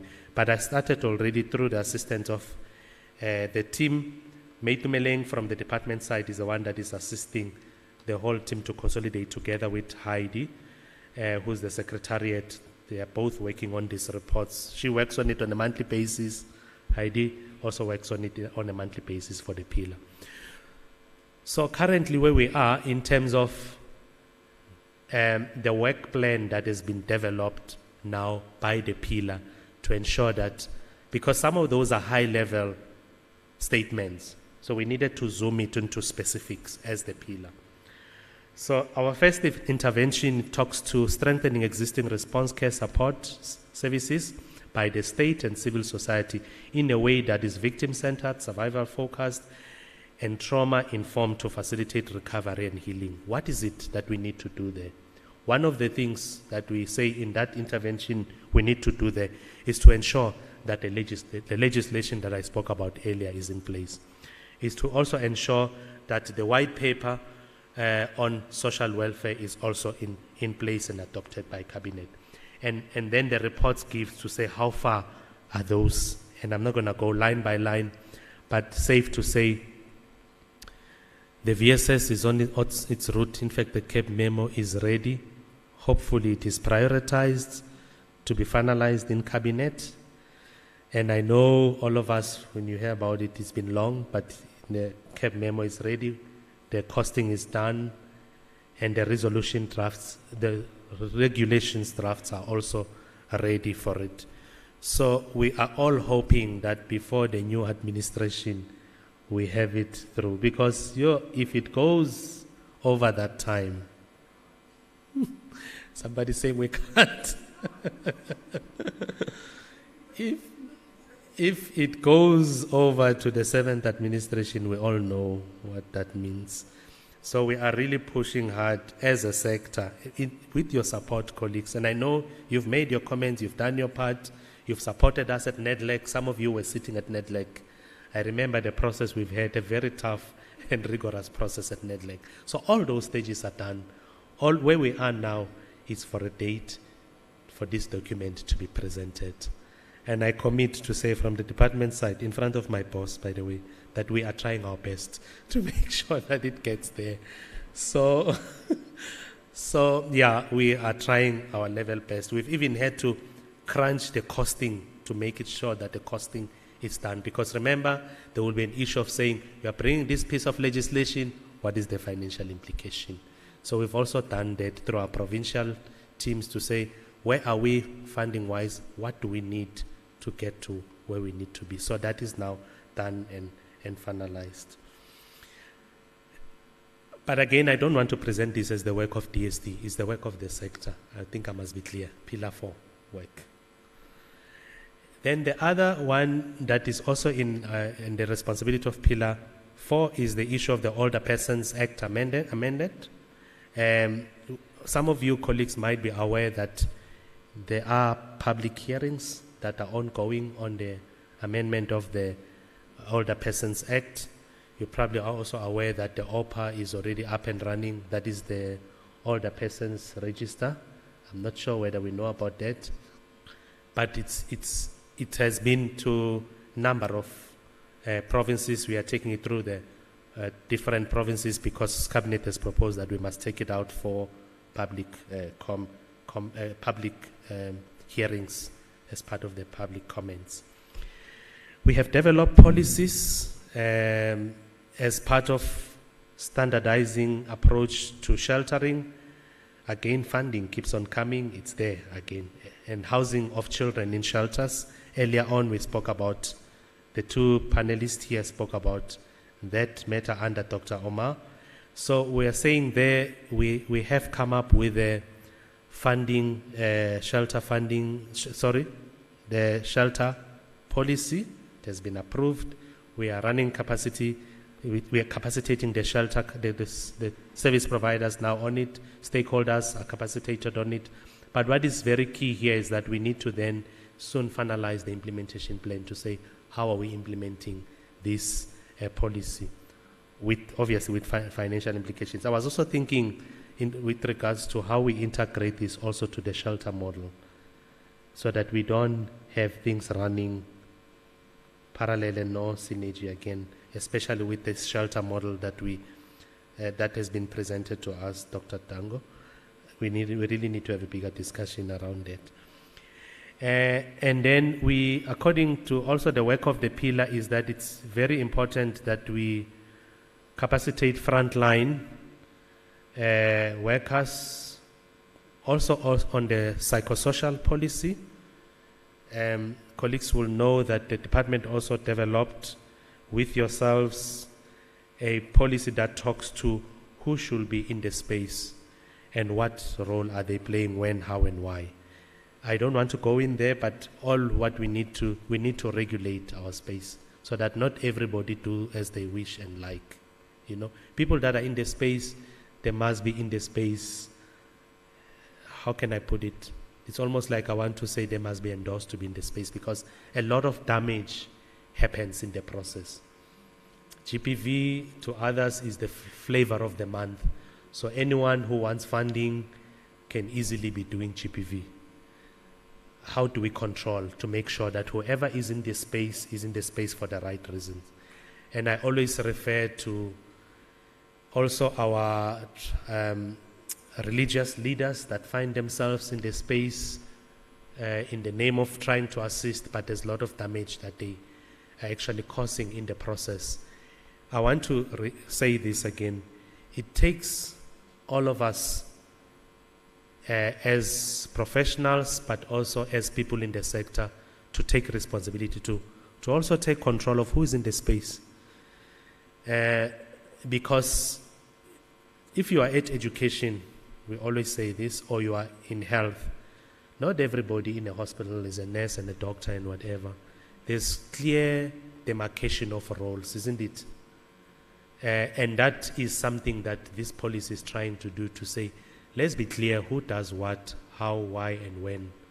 And where do you start and end? Similarly to when we're sitting in a multidisciplinary team in a Tutuzela, in a Kuseleka, we know who does what. Not everybody is a therapist, and not everybody will be a social worker in that manner as well. In fact, with social work, it's even different, because I always say also we must avoid saying social work professional. Social worker by itself is a profession. If you look at the Act 1978, it defines what is a social worker. By the virtue of using social worker, you are talking about a profession. So, and then we've got social auxiliary workers, we've got so forth. We've got also traditional healers who are in the space, somehow who are ensuring that there are fines paid in cases of sexual offense and all those things. So this is another policy that we are driving in the sector. LGBTI, I think I had one colleague, I think it's a colleague from Gender Equality, who was talking about sensitization. But it's also another deliverable that we're looking at in terms of the services that we provide and standardizing, even in our shelters as well. I know shelters face serious challenges with transgender communities that we're dealing with. So how do we make sure that our shelters are accessible, they are friendly to LGBTI communities? There are areas where we have not done much. Like, for example, you will see here in 1.3, additional human resource infrastructure and capacity is provided for existing and new shelters, adequate response to the needs of LGBTI. This is why I also want to make again the call. You'll find that from the eyes of the pillar, we have not achieved. But if we had all the stakeholders in this pillar, you will be able to say, but this is what we are doing as an organization, and how can you then assist the pillar to showcase this work, but not only to showcase it, but also to replicate it in other provinces or with other CSOs. Public buildings made available for shelters in the interim as interim arrangements for survivors in consultation with CSOs to facilitate healing, standardized shelter framework in place. Here, colleagues, I think the minister also spoke yesterday. Maybe I must take the opportunity as well to say, I know that maybe where you are sitting, you are looking at DSD or whoever receiving buildings and not operationalizing them is quick enough. But I think Minister highlighted the challenges that we are coming across. One of them is that those buildings are hijacked, some of them. Apart from being hijacked, they are dilapidated. They are not rezoned. If you are in Gauteng with all these rezoning stories, so some of them, they are not rezoned to be utilized as such. So we are coming across those challenges as well. We are receiving the buildings, but they need to be fit for purpose. So we are saying as a pillar as well, there's a responsibility to establish kuselekas and to establish shelters in districts without shelters. We've achieved 2 so far, and we still have 2 to go, which is all in all is 8, and for this financial year, we're targeting 4. And where the CSOs comes in is that you'll remember that these are not government runs. So we will identify a CSO to actually run this. Strengthening CSOs, providing GBV direct service through CARA. This is another area where we are supporting CSOs. You would have heard about the 100 million that was received through CARA. Even recently we made a new request, but a portion that is referred there has already been transferred to CSO. Please don't raise a question to say, but our CSO did not receive it. I've got Ms. Molai here to respond to some of that, to say why your CSO did not receive it. But I can assure you that 79.2 million has been transferred from where we are sitting to CSO. And we're prioritizing as well emerging versus established. There was a certain percentage that we had to relax the criteria to ensure that emerging also have access. As I'm about to close this presentation of Pillar 4, The other issue that is critical is, and you see also here we are talking about GPV Command Center and other helplines. I'm asking myself, do we get also statistics from the NSM helpline? Are we getting the stats? I don't think so. As Pillar 4, Mpumalanga, we are probably not getting the stats as Pillar 4 from NSM. We are only using the Command Center stats, and it becomes like a DSD, and it's not a DSD. We should be getting the stats from all the helplines. So yeah, Dr. Tango is saying you will send, we really need to get the statistics from all the helplines, including also Lifeline on issues of GPV, because like I said, it's work of the pillar. So we need to have a good picture, because this is some of the gaps that we have. Now, if they were to look at this and say, oh, it's just the Command Center, the problem is not so much. Whereas if we are to look at it from all other helplines, then it will give us even a better picture and a good case should we need to use this for some beyond just the report to motivate. So that is very important, colleagues. You see the statistics reflected there are just the Command Center statistics. Oh, I'm not moving. So it's a disease of everyone not to move the slides. So you see the stats that are there. You know, we need to have more. The picture will look better of what we have done as a sector in terms of the stats. So I'm already appealing colleagues to say we need to look. So the next slide shows actually nothing at the moment, but you will find that within the sector for the pillar, there is work that is taking place. But because it's not translated here, hence it's looking like that. I even said Ember because I don't believe that there's these areas, there are no work that is done. So we probably really need to engage on this. You see also this one. Here it's even red. School safety programs, employee health. So these are the areas. And then community members and structures, educational institutions and workplaces are capacitated and supported to provide support to GPV survivors and their families. This also needs to, we also need far more input there as the sector. And I want to request again, colleagues, from this side, in terms of institutions, we have the integrated campaign for institutions of higher learning, where it's social crime issues, substance abuse, and GPV going to engage students at universities on these issues. But you will find that there's also work from NSM, there's work from other organizations that work targeted to institutions of higher learning and communities, be it campaigns and programs that we are running at communities. For example, the very same model we spoke about this morning. Okay, I'm moving. It's red. That's it from my side, colleagues. I was just taking us through the work of Pillar 4.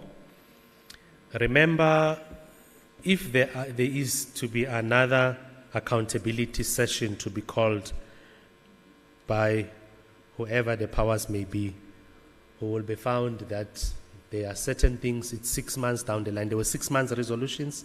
Remember, there were 6 months once. Can you go back quickly to reflect 6 months and 2 years? So the question will be, where are we as Pillar 4?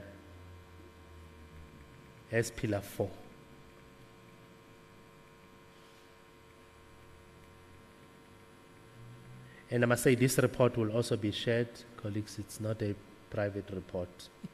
For the right purpose, it will be shared to the summit, to the Indaba. So you look at those and say, how far are we with all that has been promised there to be delivered within that time period? And the 2 years, where are we? So those are key resolutions that we all need to look at to say, have we achieved a lot of those? If we have not, how are we going to defend it? Should we be called to account on those?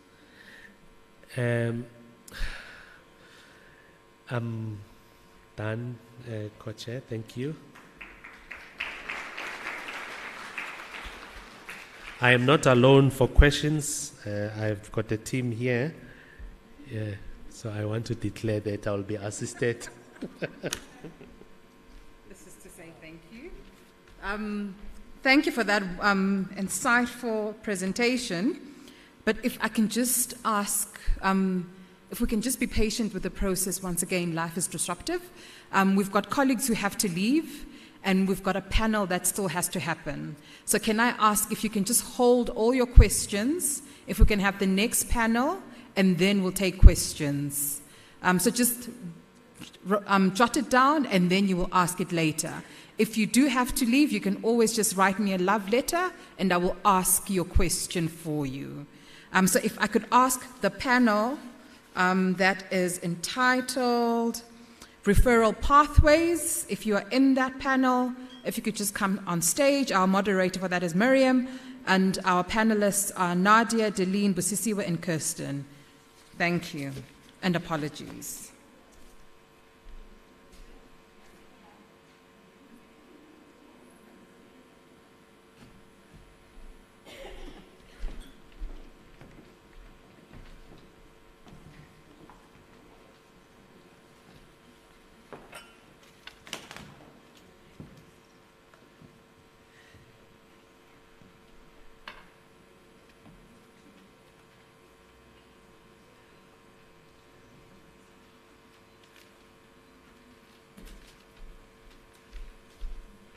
Thank you, Co-Chair, and I just want to introduce our next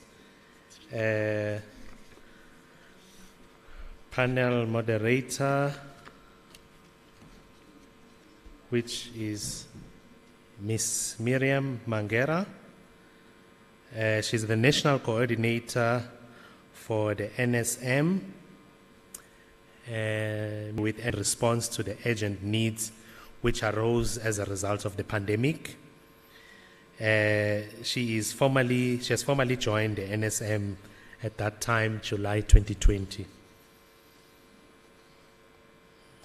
which is really interesting. When everyone was in a lockdown, Miriam joined such an initiative, because at that time, if we remember July 2020, yeah, she must have been very brave. But she has deep passion for human rights as well as a pursuit of justice. She began her career at Commonwealth Human Rights Initiative, Africa Office in 2004.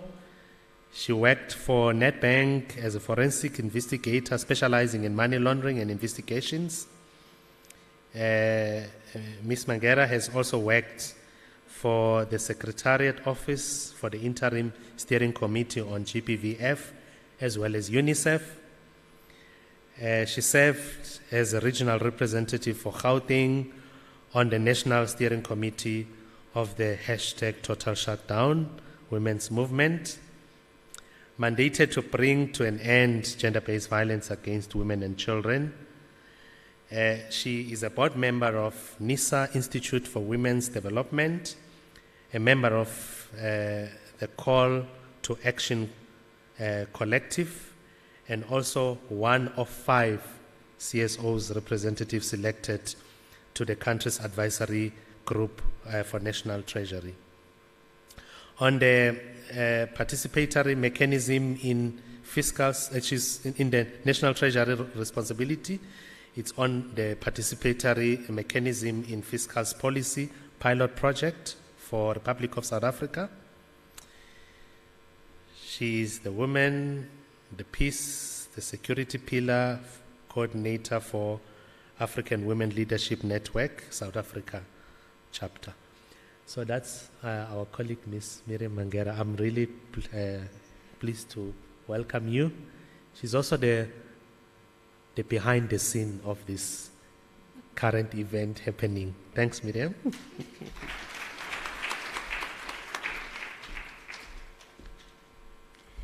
Thank you, Program Director. I wanted to stay behind the scenes, but Dr. Tango didn't allow me to. So I want to start by introducing our panelists. The first is Kirsten Thompson, who's a social worker for the last 26 years with specific focus on trauma, loss, anxiety, and its impact on individuals and communities. She has a bachelor's in social science and honors as well in social science. She has a master's in social work and postgrad diploma in human givens, which is a solution-focused brief therapy and mind-body links. Kirsten has done further training in trauma grief support and individual and team development processes. She has been involved in gender-based violence research with a specific focus on response within the health sector. Kirsten has experience in working with communities, NGOs, research institutes, government departments, and private work in Cape Town, Johannesburg, and Northern Ireland. Her skills include therapeutic counseling, training facilitation, research, management, community development. Kirsten is passionate about the developing effect systems and resources to enhance people's and communities' lives. Kirsten is currently based in Johannesburg. Our second panelist is Delene Roberts. Delene currently steers the ship of the management of Sisters Incorporated. She has held this position for 9 years.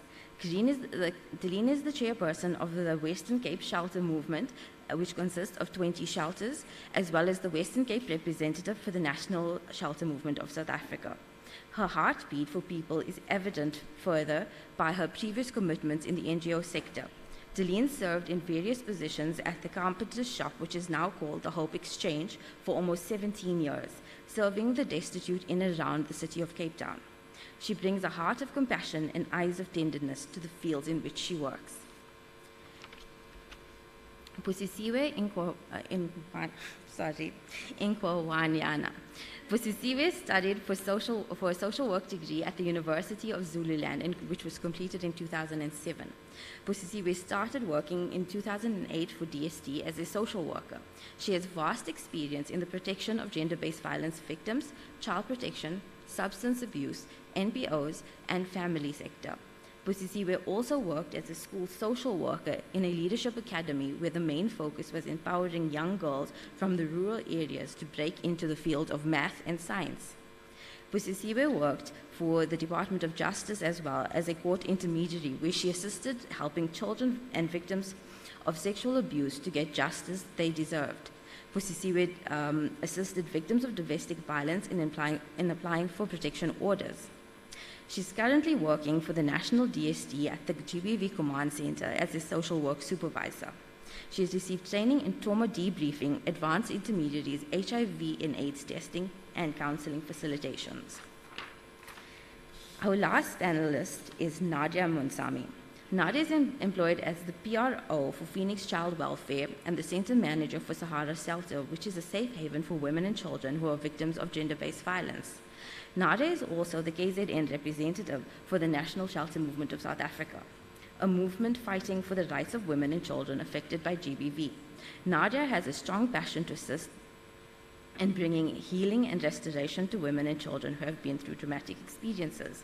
She feels accomplished in ensuring that their staff who are dedicated to this nature of work are taken care of and are happy working within such an environment. She holds a diploma in psychology and has currently completed a course in life coaching.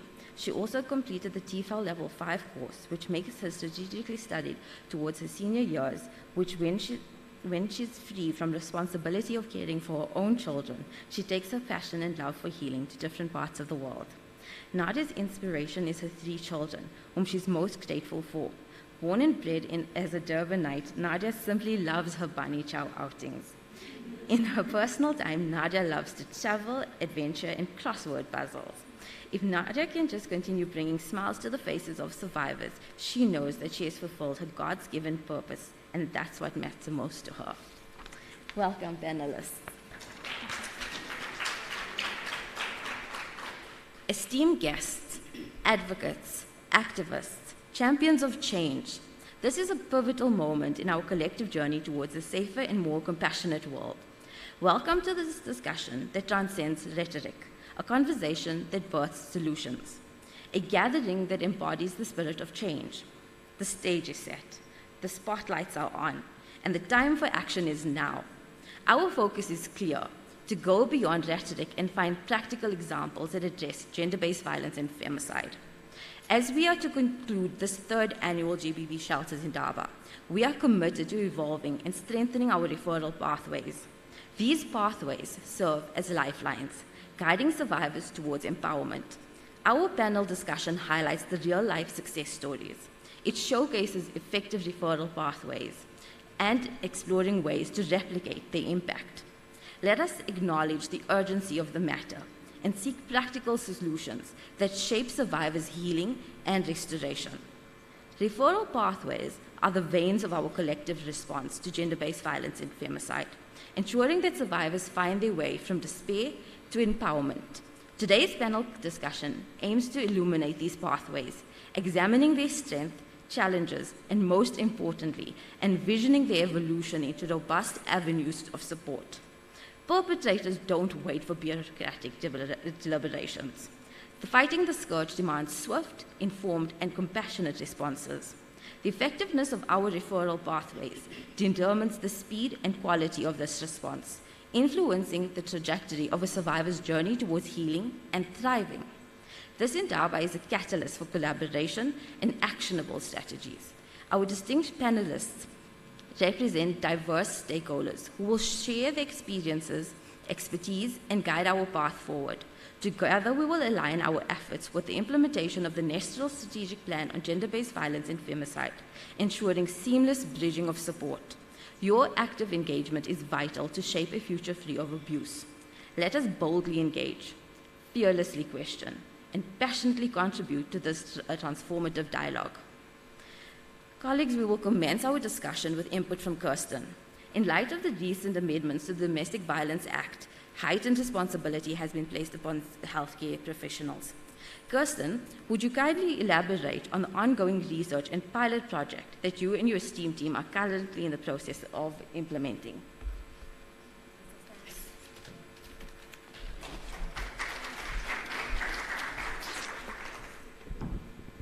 Hi, everyone. Can you hear me okay?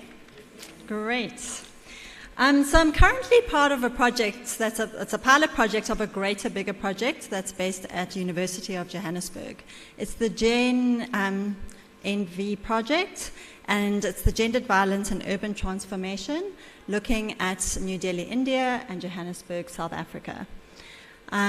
Just as has been said, due to the amendments of the Domestic Violence Act, recognizing that referral networks are such an important part of our support kind of framework, we initially gathered together a whole lot of civic society people, including police, DSD, research institutes, just recognizing what is happening, what are we doing, what's working, what's not working. We had a meeting where people shared some of those spaces that was working and not working, and out of that, we're now doing more official pilot project where I'm interviewing people specifically looking at what are the referrals looking like, what are some of the spaces and numbers. So in this process. So it's still in process, so I can't give you any final results at the moment. And noticing the health spaces and the health issues related and linked directly with gender-based violence. Just as a sidestep, wearing a different hat, I was part of another research project specifically working in the clinics as well. It's ongoing at the moment. But in terms of the spaces and the responses of clinic staff, also, and then how the clinic staff are able to link and refer, what is their knowledge space? And then with this bigger pilot project, it's really looking at what's working and what's not working. Can I keep going with that? Yeah, cool. Sorry, I need to start using my glasses, I'm realizing. Still a big space, an issue that is noticing is still the gendered views and victim blaming that is still happening in a lot of spaces and referral networks spaces at all kind of levels of the referral space and the referral system. Also noticing if people go with clients, like if someone takes someone from the clinic to something, then they get space and support. If they just referred, they don't get support. That's still a key thing, even though we'd like the bigger system space to be that it's the system, and you respond to the system that links in. Even in what we shared in our small group, just sharing what's working and what's not working, the key thing is who is the key, who do I refer to? It's that relationship. The relationship that is built with the clinic sister, with the SAPS officer, that's still so crucial in all of our spaces and referrals. Also the space of consistency. All the community-based organizations holding and recognizing that they have to keep linking and repeating. There's lots of change over space and staff, and it's just that continued space and that continued story, knowing that people are there and that consistency is there. A big aspect that's been coming up is sometimes feeling that clinics are quite isolated and not recognizing they're also part of the community. That the CBOs and everyone is here saying, we're here to link in, how can we work better? There is that space and system, but still almost, I suppose maybe it's the silos or not recognizing. And so really the importance of getting clinic managers linked and engaged in the process. GBV forums are coming up also as the key aspect. Again, this group, most of you are linked in or part of those kind of spaces and experiences, but recognizing not all organizations are, and being able to, how do we link that in? Because we're noticing improved referral networks when also different organizations can say, this is the issue, what's happening, who can I link to? It happens a lot quicker. And with WhatsApp, Telegram groups, it makes those processes a lot easier as well. Also our clearer referral pathways. Still a lot of referral spaces are more ad hoc. It's not as clear like this is what a link can do. Recognizing there's a safety element to that, and so we're needing to be cautious and careful, not writing lots of letters necessarily and things like that, but just holding in mind, especially for, say, clinic systems, health systems, a lot of we operating in pathways and algorithms. How do we hold that and use that for helping people understand and link in a lot better? Another interesting, still being explored kind of space is also looking at emergency medical services. Right now they're not directly linked specifically in referrals, but are often called for cases. We'll take people obviously to clinic and hospital for, again, the physical space, the physical side, but recognizing the person doesn't necessarily get the other support that they're linking and needing. And also noticing that a lot of EMS are not well trained in terms of holding and how to manage that. Again, they're very algorithm processed. What happens next? It's how we can also fit into those spaces and systems and linking in. From a clinic space and clinic perspective, recognizing we need an all-clinic approach. Even though we're noting that one key person is key, that everyone in the clinic needs to understand what domestic violence is, and having basic spaces and tools and questions. In other training work I've linked in and done, most people don't ask questions because they're too scared. Well, if I ask, the person will start crying, what do I do? And when they realize when they do ask a question, it actually relieves the person and relieves themselves, because they realize, oh, I'm actually getting the information I need, I can actually refer. It's made such a space and difference. And we've noticed some of those spaces and changes in some of the clinic systems as well. So that continued capacity building has been a key aspect, as we all know, but a key aspect coming up in terms of linking to that. So we're hoping once we've finished and completed all of our interviews, is also being able to put together some recommendations around some of those spaces and systems that we can look at to formalize some of those as well.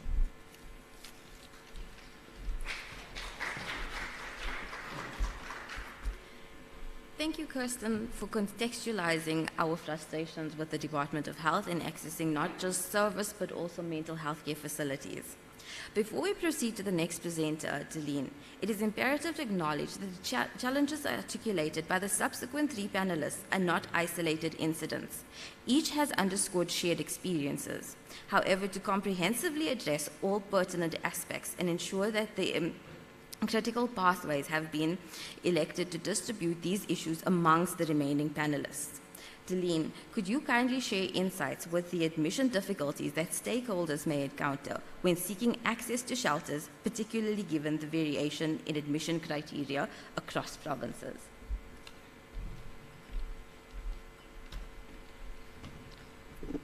Good afternoon, everybody. I know we're tired now and it's the late shift, but we're getting there. Is that a victim sometimes get classified as a destitute person? Why would they say that? Because the victim is in a state, in a crisis mode, and she doesn't have an exit plan. And that is one of the stumbling blocks that we find, that because there is no exit plan, that the client cannot be taken into a VEP shelter, and because she's labeled destitute. We also find that victims get declined because they don't have a case number. They opted not to actually lay a charge or go for an protection order. And some of the shelters then says, no, you don't meet our criteria because you don't have a case number, you don't have a protection order. And lastly, we also find that a client gets labeled destitute once again because the client has run from the abuser and lived in a car maybe for a week or so, or even with a family member or friend. And then we will find that no, she's destitute because the abuse didn't happen that moment. And I mean, are we really then looking into the victim's situation, or are we really just saying, no, this person is destitute? Thank you.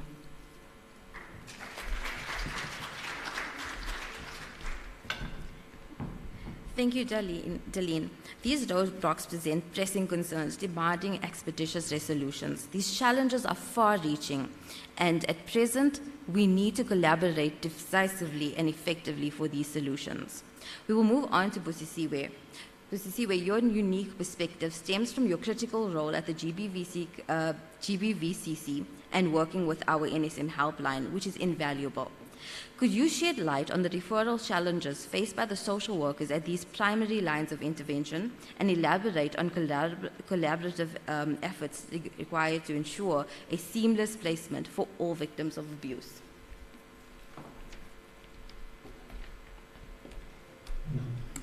Thank you. Good afternoon, colleagues.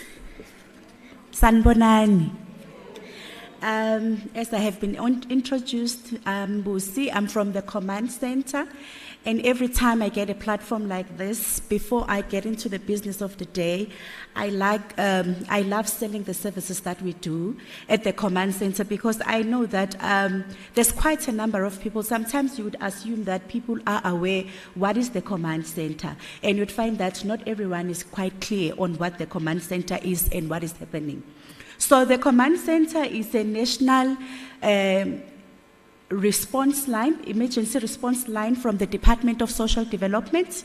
It is a call center that operates 24 hours, 365 days. During weekends and night shifts, we work. We've got 36 social workers and that are taking calls and providing counseling. We've got a center manager, and then we've got 8 social work supervisors that are supporting the social workers when they are rendering their services.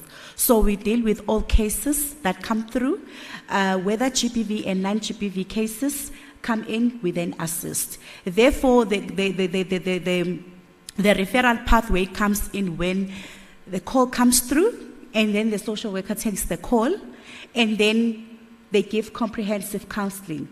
And then when you are talking to the client, then you feel there is a need for removal of the client or placement of that client to a shelter.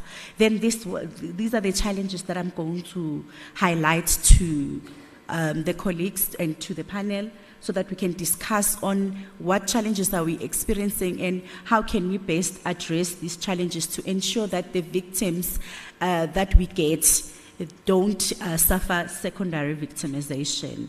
The first challenge that we have and experience as the call centers, including the National Shelter Movement, because they are also a call center line, is that there is no proper database for shelters. When we call shelters, all the numbers that we access in the internet are not working. So we really struggle when we have to get contact details of shelters when we need placement of clients. So I think one of the proposed solutions that I might come with is that we need to collect and make a database that will be accessible for us to access all the shelters that are there in order for us to be able to place our clients on time. And then the second challenge that we also experience is the unavailability of social workers in shelters, whether after hours or whether it's weekends and public holidays. Remember, at the command center, we work 24 hours. When there is a victim on Christmas Day at 3 a.m. that is being abused and their lives are threatened, we need to remove that particular victim and place them in a safe space. When the social worker is not available, it is a struggle. And one of the proposed solutions is that social workers in the command centers are professionals. They are assisting clients. We don't need to wait for a Monday, 8 o'clock, for a social worker to come into the office, because the person who answers the call there is a social worker that can assess the client to check and everything, and then the house mother can then do the admission, because the social worker is already there. They've already made the telephonic assessment to see if this client is fit and can be placed in that particular shelter, to ensure that our clients don't suffer victimization more when they are trying to access help from us. And one of the other challenges that we are experiencing is that SAPS. I think that's one of the biggest. We are relying on the SAPS to remove our victims from their homes and place them in shelters. Why? Because shelters are protected. Not everyone knows where the shelter is. So we only use social workers during the day, and we use SAPS to transport our victims. Therefore, our SAPS members are not properly trained when it comes to dealing with issues of shelters, because we mostly have to come in as the supervisors to advocate for the social worker to say, these SAPS official is refusing to take the victim to the shelter because they say it's not their business. So we have to come in and say, no, only the SAPS can transport victims, because they are not allowed to walk inside the shelter because of 1, 2, 3, 4, 5 reasons. Therefore, they are refusing to take our victims, and should sometimes they agree, you find that the victims would have to wait plus minus 4 to 5 hours waiting for the SAPS officials to transport them to the shelter. And that is a secondary victimization to the client, because the client now is sitting there in the police station not knowing what is going to happen. And sometimes we are informed that there is no transport, there's no proper people, they don't know where the shelter is. It is really a frustration. And I think one of the proposed solutions that I may come up with to help to address these challenges, that SAPS has to come into the party and sit in platforms like this and sit into forums so that they can go back and train their officials about the rights of the victims and their responsibility when it comes to transporting and protecting the victims of GBV, because they are the ones that also abuse and victimize our clients when we send them to transport the victims. So these are the challenges that we mostly experience. And before I forget, there's another one that we always have a discussion on, that most sheltered or some shelters do not have facilities to cater for our pregnant women. You know, when you assess and do everything, and then we call the shelter and you say, the victim that I'm bringing, she's 6 months pregnant, and they will say, we don't take pregnant women because we don't have the facilities, or we're not trained to keep them. And it also causes a frustration, because this woman is currently victimized and abused, and we really need to protect them and shelter them. But where do we then place them? Because these are specific criteria of admission. They don't include in that specific shelter a woman that is pregnant. So I think these are some of the challenges that we are experiencing, and I'm hoping that in this Indaba we are going to come up with solutions that will make us help our victims better and reduce the trauma, reduce the secondary victimization, and play our part, and also allow us, because we are only a telephone between us and the client, we are not there. So I am hoping that we are going to come up with solutions to help our clients. Thank you very much.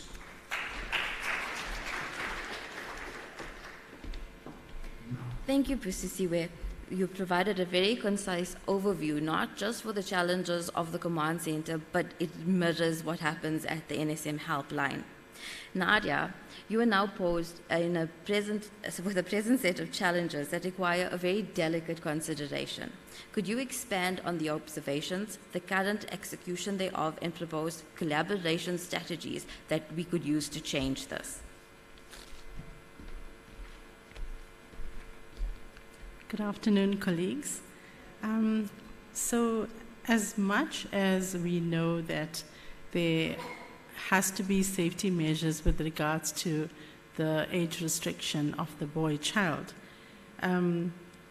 as most shelters nationally have a policy of admitting mothers with boy children 12 years or under, we do have knowledge that there are shelters that are admitting who have a policy to admit boy children that are 8 to 10 years and over.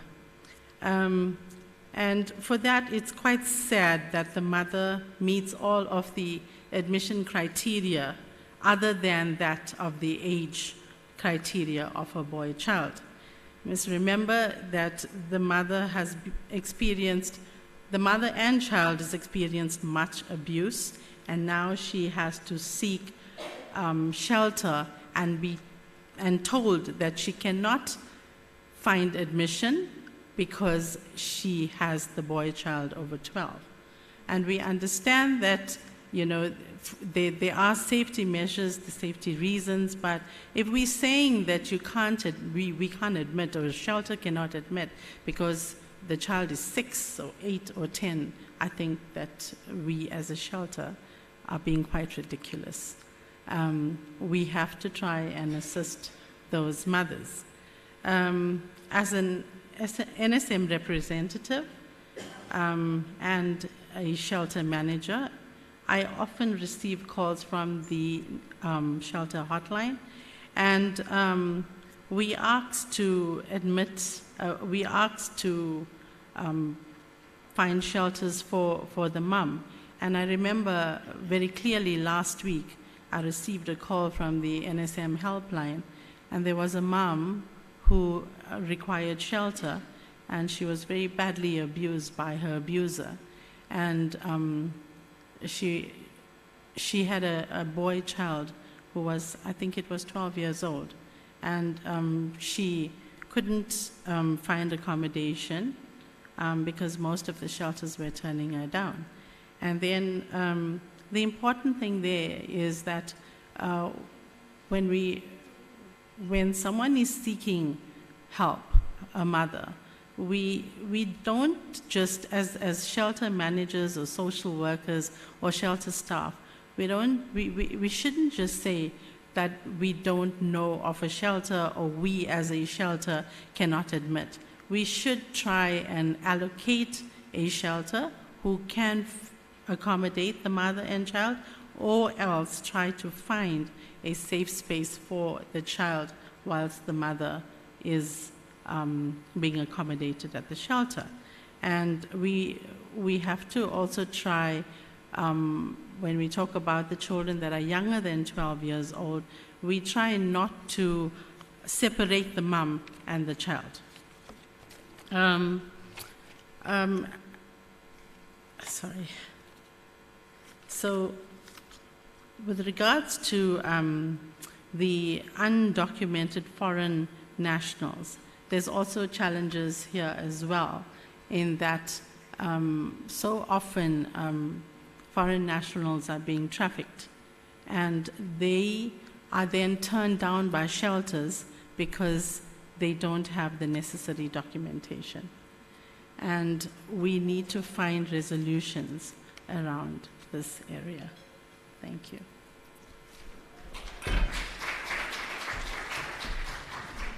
Thank you, Nadia. Thank you to all the panelists. We have now presented to you scenarios and circumstances that are hindering our service to victims and survivors. We would like to open the floor to a discussion with you all, but we want to actually use this opportunity to find solutions, not to add to looking at problems. We would like to discuss how do we actually alleviate these problems so that each of us can actually promote the benefit to victims and survivors. So, hands. Moloko, are you going to help us? 1, then there's a hand, 2, and 3. Yeah, 2, yeah? 3 is there.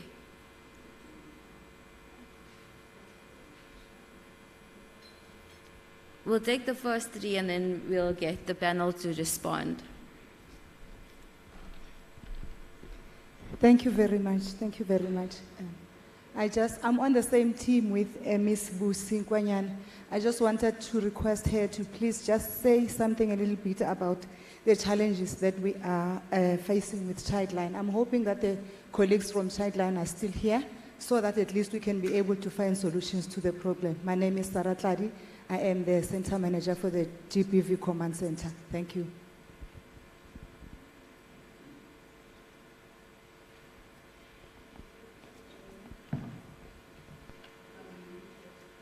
Censored. Okay. No, thanks again. My contribution is towards what Kirsten was talking about. Okay, my name is Juliet Miabo from Soweto CSI Council. Around the issue of getting people to have basics and understanding of gender-based violence at places where we refer them to. I know that there's always the clinic that is being used extensively, but can we also train and educate the clinic staff on how they communicate and how they project their own perceptions and how they judge victims rather than helping them? So it's a character issue, but they have to be trained, and that could be, we could also use evaluation forms where people that have been referred can always comment and say, the nursing sister was commenting about the age of my boyfriend rather than assisting me with my problem, as an example. And then, Usisbusi, thank you for the presentation. I also wanted to see how we can look at how we link the various call centers. You know, because we refer, whether it's Lifeline or Childline or yourselves, how can we find a way of the various centers working together to support each other, you know, so that if the one is struggling, they're able to say, oh, okay, speak to the command center, where there's a working relationship rather than a silos relationship. And I really agree with you. I'm a mother to a 10-year-old. If someone had to say, my 10-year-old mustn't come with me, I might kill someone. Not on record, but I'm just giving an example. So then, yeah, figuratively speaking. So I just find that we need to maybe set standards and mandates, and those could be areas that are used to monitor and judge the performance of the centers. Because if you cannot take a child with a mother, then that is why the mother will stay with the perpetrator. Okay, thank you. Afternoon, colleagues. On the issue of admitting an older child, Agaheng Tabeleng will be launching a family unit whereby we'll be admitting older boys. So I think that will eliminate the problem. Miriam, we'll send you an invitation. Check your email. Thank you. Thank you. So I just want to respond to working in silos as the helplines across the country. The GBVCC is the most advertised line, but as the NSMSA, we work very closely in partnership. So even when we have clients that we cannot communicate with, whether it is because they have a hearing or sight disability, a language barrier, or even if we need assistance from the GBVCC. We do work together, and the same when they can't get hold of shelters, they do speak to us as well. So we definitely don't work in silos. But Kirsten, there was a question on health. I don't know if you want to respond to what was said. Thanks. I didn't hear a question per se, but I totally agree with you around the space and training, around space and clinic staff. Like I say, I've had some opportunities to be working in some clinics in COJ, and also at some clinical forensic medical services or Thuthuzela centers, and often find some of that space and judgment comes from people's own experiences and own fears and own worries as well. But I totally agree that the training for that is really needed. And we've seen change in some of the clinics where we've had the chance to do training. And we unfortunately weren't always able to train every single person in the clinic. We probably got half the people. But then the people who weren't trained started noticing their colleagues doing things differently or responding differently. So we've definitely seen that space and change, but we've only had a chance to work in 2 clinics so far. But also continuing to work with City of Joburg. I think they are seeing and noticing that as well, and recognizing that, but it's a continued journey, definitely. And yeah, totally agree with you. It's really, really key. And some sort of evaluation or feedback, or part of already the feedback that patients can give to the clinic. This is an element that needs to be added.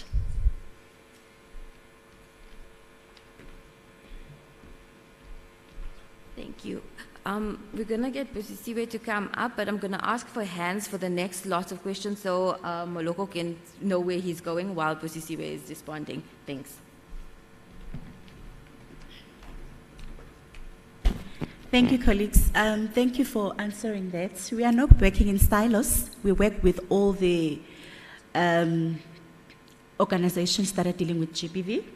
And especially NSM, you know, they were our lifesaver because we used to really, really struggle with referral of shelter cases. But now we are spoiled because when we have a case which is called the NSM, and then they assist, and they also prevent the secondary victimization because, you know, they've got social workers, they are working with professional social workers. So after the social worker in the command center has spoken to the client, when we hand the client over to NSM, there is a professional that is trained and know how to deal with our clients, and they take over. And all the cases that we refer to them, it makes us happy because we are able to verify, close those cases. But other cases, they remain open because you're not sure if the client is going to be assisted. But with regards to NSM, we are able to terminate the cases that came through. And then with regards to child line, we were unfortunately unable to ask questions, but I think this is the very platform that we needed clarity with. We were happy with the presentation, and we also noticed that you also have an overnight service with children. We are nearing the December holidays. We've got a lot of children that are reported to be abandoned, to be found on the streets, and it's very, very difficult to get something like the service that you are rendering. So we wanted to know where are the locations of those facilities, because remember we are servicing the whole country. We want to know those services, those overnight facilities, and also how do we access Childline as the command center. Remember from the cell phone, it's easy to dial 116, but when I dial 116 on my GBV command center, it goes to Kolile or to the other social worker. So we need a line where we can communicate with you directly. And another thing, we sometimes when we take calls, you see a call coming through, it's a 011 number. When you assist the client says, oh, I was holding, I called Childline and they said they are transferring me. So the clients are not even aware that they are transferred to the command center. So it causes a confusion because the client still thinks they are in Childline, yet they have been transferred to the command center. We've received a lot of clients, of cases that came that way. So it also will help to also communicate with us in the command center that you are sending a client. And also, sometimes when we call the child line, when we have cases of emergence of children that they need placement, when you call child line with the 116 with your own cell phone now, it just says, welcome to child line. Unfortunately, we are unavailable. Please call 0800 428 428 for assistance. And we are the command center.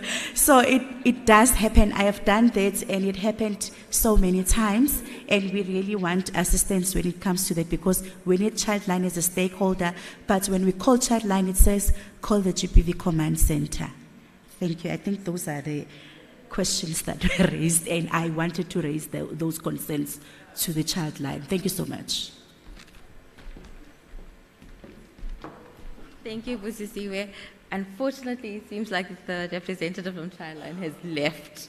So, she's okay. Can we maybe link up afterwards so that we could actually have a proper can we have maybe feedback from you before we take Joy's question?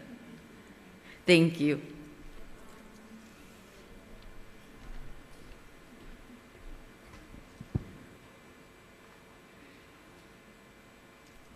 Okay, thank you very much for raising that. And as for the Childline number, it's 116. Ne? When you dial 116, it goes to our helpline.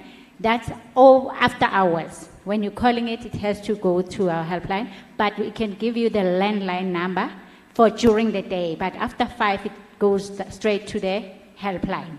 And we sometimes get calls from Mpumalanga Childline, Western Cape Childline. So like if there's a problem with maybe the transfer or like it's system error. However, if there's a problem, we also have standby social workers that maybe you can call. Most of your DSD social workers that we deal with have got my numbers and our social workers that we work with. So maybe if that's the case, but like that one, maybe it's for only on call if there is a problem. And as for street kids, unfortunately, we don't take street kids or behavior children or maybe disabled children. And even with boys, we take up until 14 years of age. Why? Because our care workers are not trained to deal with such cases overnight. We only have one care worker, and we take up to 6 children per night or per weekend. So like we can't take more than that. It sometimes happens that maybe we overlap a little bit if maybe there are siblings that came after, maybe 2 siblings after the 6 children that we've taken or after 5 children that we've taken. But whichever way, we work hand in hand with the DSD in Johannesburg, more especially. Anastasia, I'm not sure where she is, and others. So if you've got a problem, I will give you the numbers. And whoever maybe has got a problem, please ask for our on-call social workers that can also help you. And whilst I'm still on that, the lady said they're taking over boys over 12 years. So may we also have your contact details as well. And lastly, may I also ask, I just heard now that some DSD say that Childline is not registered, of which they cannot refer children to Childline, of which that's not true. We do receive children and we are registered with the DSD, and DSD knows that very well, that we are receiving children. And as for Medico, which I just heard with the same contact, that Medico says they cannot test children after 7 o'clock. So meaning that they cannot assess children for Form 7, or they cannot complete Form 7 after 7 o'clock at night. So they were given strict orders not to do that, of which that also is questionable because we deal with Hillbrow Medico, and Hillbrow does our assessment even because we work 24/7. So Medico does that. So for any other information, please make sure that before you act, you better ask, and we are available. Whoever maybe needs my numbers, you can get my numbers and maybe other social workers' numbers. Thank you very much. Thank you. Joy? Thank you. you. Rose after Joy, and then there's a hand here. Joy, NSM board member. Mine is not a question but a comment relating to the issue around pregnant women who are also victims of abuse. In my experience, there are shelters that would take women in their third trimester, and then there are shelters, as you say, that do not take women in at all. And the challenge that shelters face is that if they do take in the woman and they are like 2 months or 3 months pregnant, they can only house the woman for 3 months because of DSD funding, even though we know that women are housed by shelters for 4 months or 6 months. But at the end of that, so if a woman comes in and she's 2 months pregnant, after 3 months in the shelter, she has to go out and she's 5 months pregnant. And I mean, that's even a worse situation that she finds herself in. Therefore, I'm saying that we need to take this further, this issue around women who are pregnant that needs to get into a shelter, because it just cannot be that way, that we cannot house them. So it calls for further discussion. Thank you. Thank you, Joy. Rose? Hi, I'm going to use this opportunity to come up with in my opinion, a short-term solution. I think it would be wise if we can get all the provincial VEP managers together with NSM and the reps in one room to iron out small Indiana problems. I was sitting here and I was getting an email from one of the DSD social workers that wants me to take in a child of 14 years old, to keep her until next year, January, till she can go to a CYCC. I don't understand these things. So, but we can just, to iron out all of these small things. Then the other thing for me, it would be very interesting to know, as much as we have the referral system in place and the helplines, what percentage can we talk about when it comes to successful placements? Because you can refer somebody, but whether she gets up or ends up at the shelter, that would be interesting for me. So if we can get that ball rolling, it will be cool. Yeah, thank you. I actually wanted to follow up on the response there, child line. I think what Busi was saying is that when they call 116, I'll stand up. It goes to command center. You didn't get that part. And you were saying after hours, that's where it does.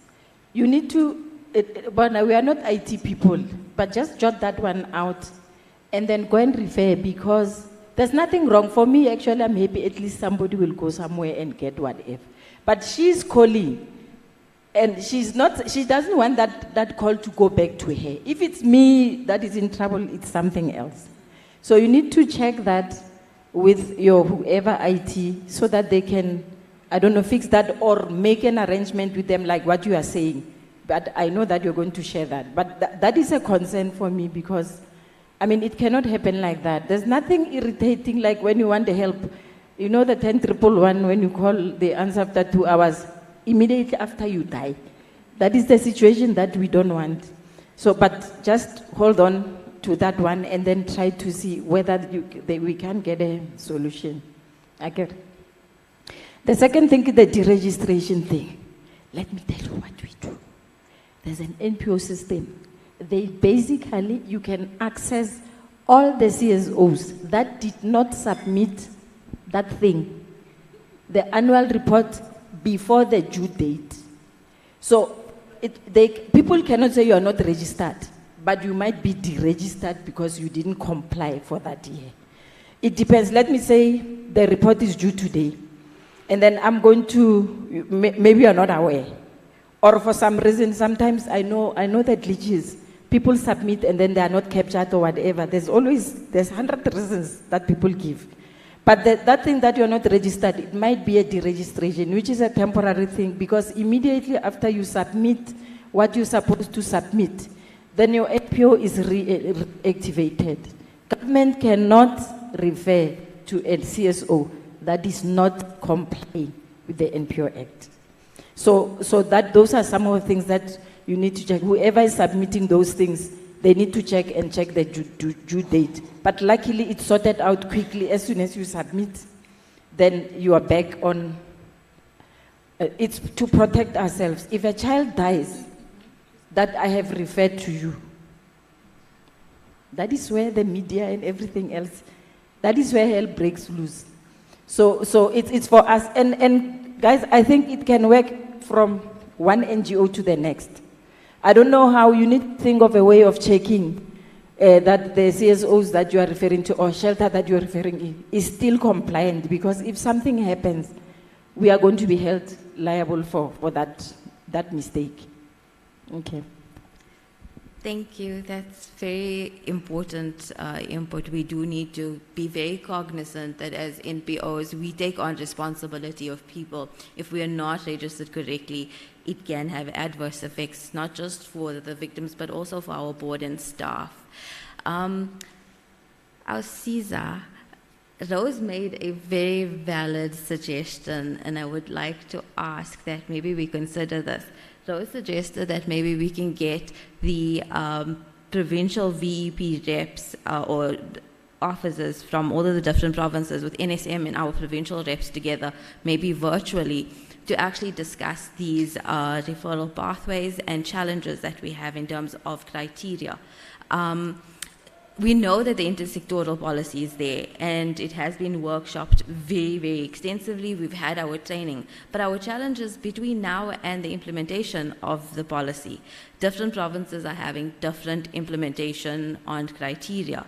So even while we wait for the approval of the policy, maybe we can look at standardizing these criteria, because it is becoming a bit frustrating. So I don't know how you see that, or if you can help.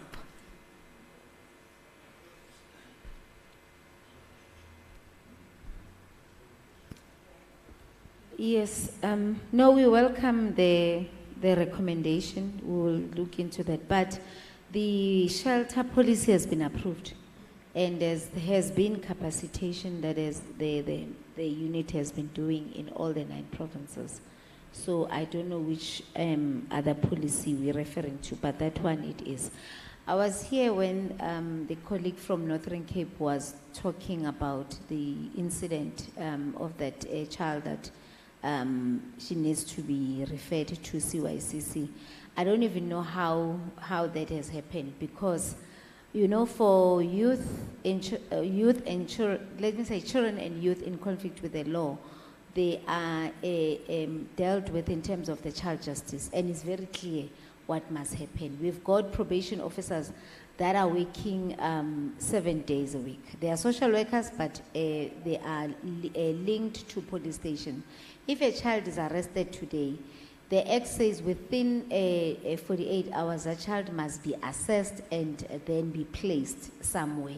Because of that provision, we are able to act within. I can say that because it's not something that is happening on the probation side. So I don't know how that child landed there. You may find that they didn't follow the probation officers. It was maybe an ordinary social workers. We know, number one, they don't work 24 hours. They don't work over the weekends. It depends on circumstances and so on. They work office hours. But the probation officers, because we work with the law enforcement agencies, we must be available. We either are available on standby, via the phone or whatever, but they are contactable, because they've got to ensure that they comply with the order that says it must be 48 hours. So the child, why is not placed on time, I don't know. Well, it's a case that we can't resolve it here. Yes. Maybe it's something that we need to deal with it outside, or the meeting that we are recommending. We can also deal with all those abnormalities, and we will extend the invitation to the probation officers, because it looks like the problem that we're dealing with, it's not only the problem between the VEP and the shelters, but it can also, you know, involve children's sector as well as the probation officers. So yeah, we can look into that, but not now. Now we are wrapping up, so it's gonna be something for next year. Thanks. Thank you. Any other hands? It was me. Yes. I wanted to share that there are times as shelters where we bend our rules with the whole objective that we are helping. Previous months, there was communication that came out from NAMSA saying that we can't turn clients back. Last week, I had an incident whereby a client was referred to our shelter by NAMSA. One, they were upfront that there's a language barrier. And because we didn't want to turn the client back, she was a GBV victim, we agreed that the client can come to the shelter. She didn't have also the documentation. When she got to our shelter, first thing she said, she doesn't want to share. I don't know if there are shelters that have got private rooms, but we don't. I've got 4 sleepers, I've got 6 sleepers, I don't have any private room. She refused to share. After that, the next thing that happened, she abused the other clients that are there together with the children that were at the shelter. She told them that she's a Somali woman, and it's about Somali power at the shelter. The kids were there. It was 8 o'clock in the evening. Now everyone is screaming in the house. She's threatening the other mothers who are there. It was just a mess. And we did that in the name of helping and not wanting to turn the client back. Yes, it was a very unfortunate incident. The lady was referred from a law organization that deals with human rights, and they wanted to assist because she was very seriously abused, and the helpline did have her placed. But yeah, it is something that we need to look at in terms of how do we deal with abusive clients that have been abused. Are there any more hands? There. And then right at the back, Diane, and then we'll come here.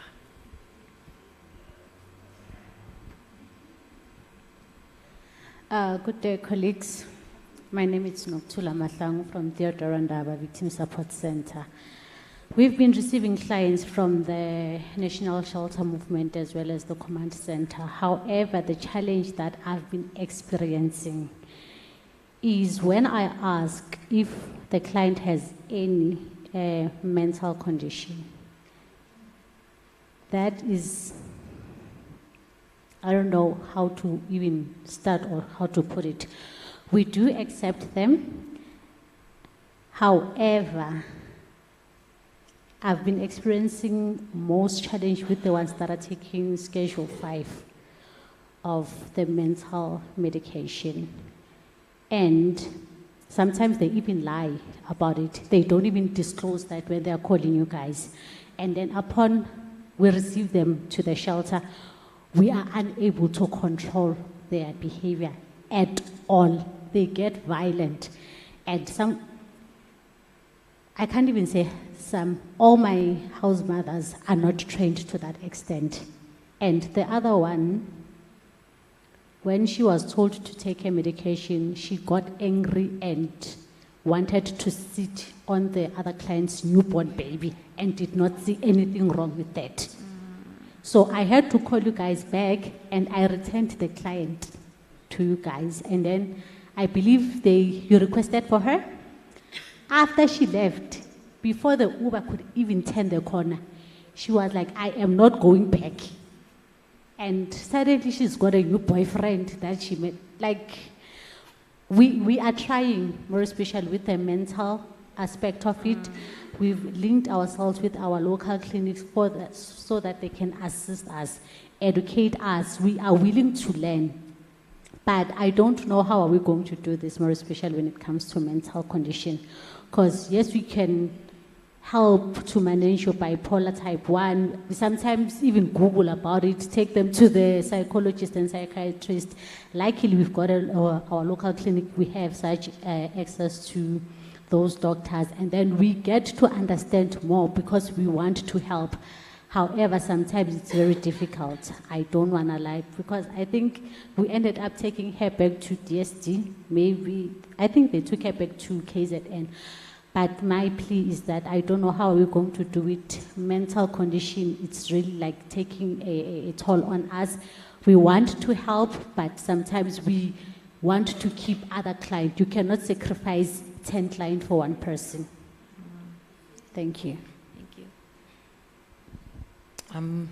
Thank you for the opportunity. My name is Diane Masawe. I've got 2 points. So the one is, and I think it's a challenge I'm putting out to DSD, is as an ordinary community member, when I think of social worker, I think a social worker can do everything.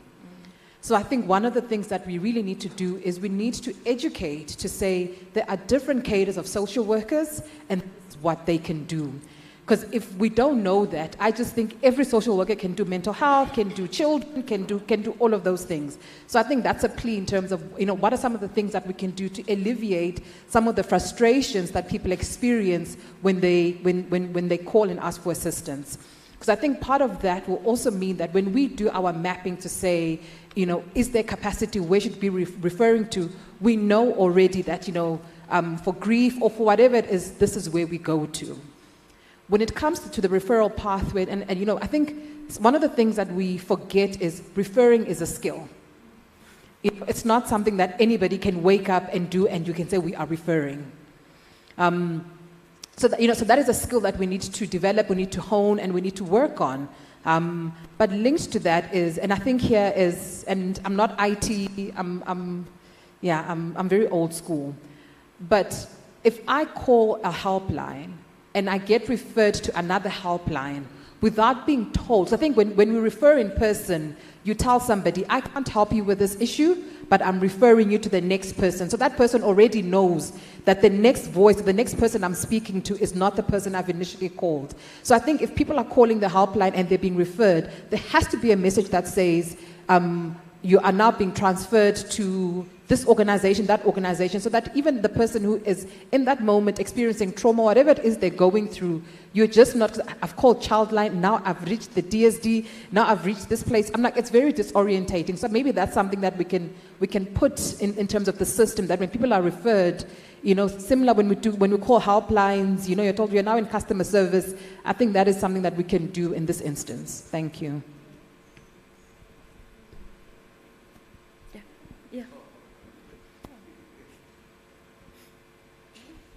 Okay, this is the last one I'm saying today. When I was doing my studies in something masters, I looked at the effectiveness of the program VP in Gauteng. I came across articles that says that there is this issue of dumping. And then I will tell you now, my question said dumping. I know who's dumping where, what, how. Those cases that you're talking about, sometimes it's dumping. And it's a difficult thing. I know, like you're saying, social workers are like, if anything happens, I'm taking you to a social worker, as if they'll be able to go and open a case for you or something. So those are the issues that are happening in the sector. And unfortunately with the shelters, they're putting you in danger. Because remember, the person is sleeping over, staying over there. I mean, a child in conflict with the law in a shelter where there are other children, you don't know what will happen. And the facility will be held accountable if you are not very careful. So there's that issue of dumping that needs to be sorted out. And the ideas has to come on how are we going to sort it out. The other only way is to let us know. Like you were saying, you don't have capacity in 1, 2, 3, 4. That has to be in a sort of information register that everybody can access, so that when they refer, like when you have your meetings on referral, you need to think about having things like your dashboard. We are talking dashboard these days. I don't know whether it's going to work, but it's in government. I'm trying to dashboard. So dashboards where you're going to know, if I refer you from this place to that place, these are the contact online. These are the contact person. These are what they're supposed to be, including whether they are on duty or not. So you need to think about that. Otherwise, the dumping will continue because sometimes people don't know where to take those clients to. With rural areas, it's even worse, understanding the situation of distances and so on. But these should be in your priority list because it poses such a danger to your good names and your good heart. Thank you.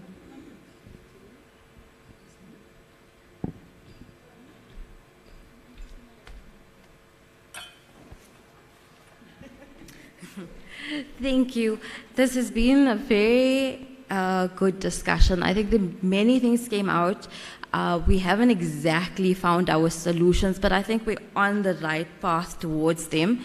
And I think together we can do better, because at the end of the day, it is about the survivors. So we would like to thank everybody for taking the time and participating with us in this discussion, and we will adjourn for now. Thank you.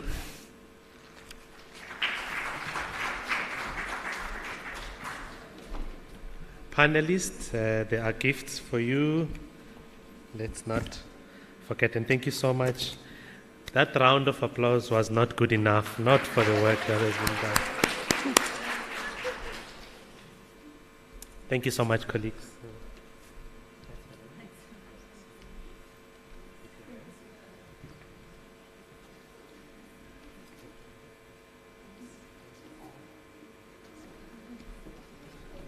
Miriam? Got yours.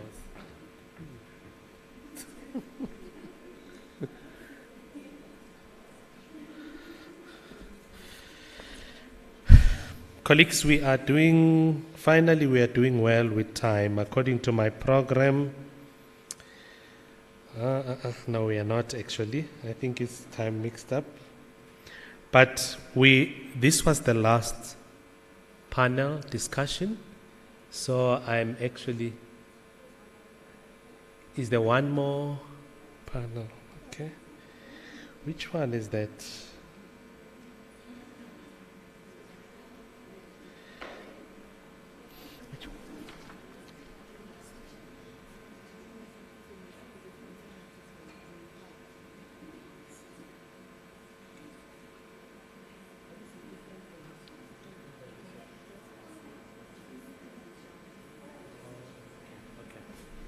My apologies, I just missed one last panel.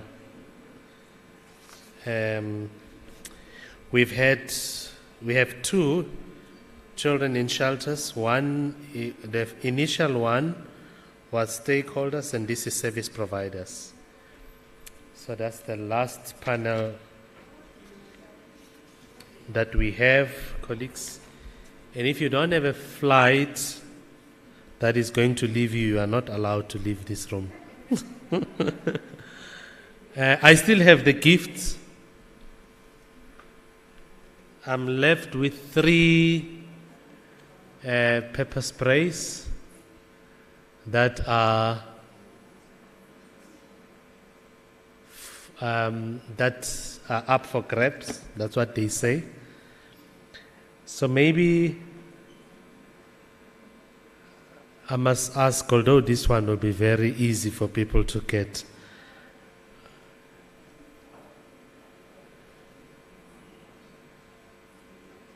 The command center number and the NSM number.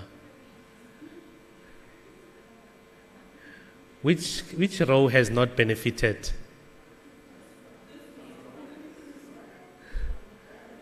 Or is that very row has not benefited? Okay.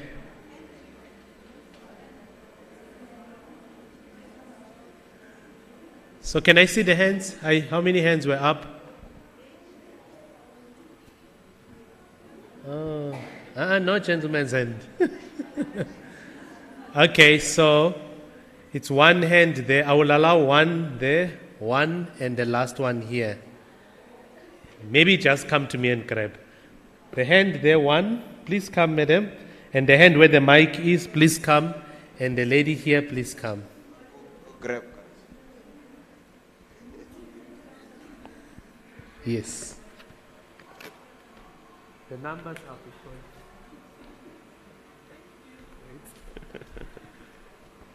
Okay.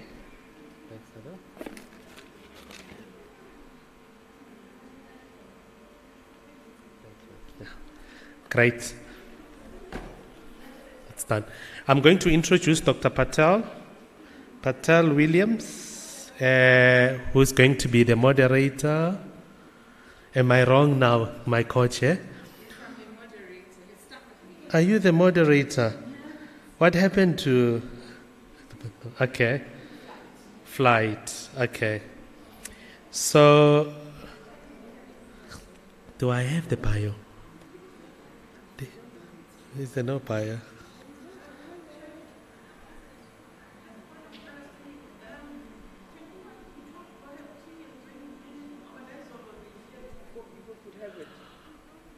Okay, there's a suggestion that you grab tea and come back. That arrangement, I wonder if it will work though. But it's sitting outside and What do you suggest? That? We are towards the end. I don't want this organization. Okay. What is the best to do then? Time is... Can we request them not to clear the tea so that we can just finish? Ne? Yeah. Madam, we're just going to try and push to finish. Otherwise, to get people back in the room, it's very difficult. So the panel will move with fast. So we're going to get Ms. Diane to come and moderate this session. And this is the very last session, colleagues. Ne? And let's just allow the team to take us through children in shelters. It's in the perspective of the service provider. That's the panel. Thanks, Ms. Masal.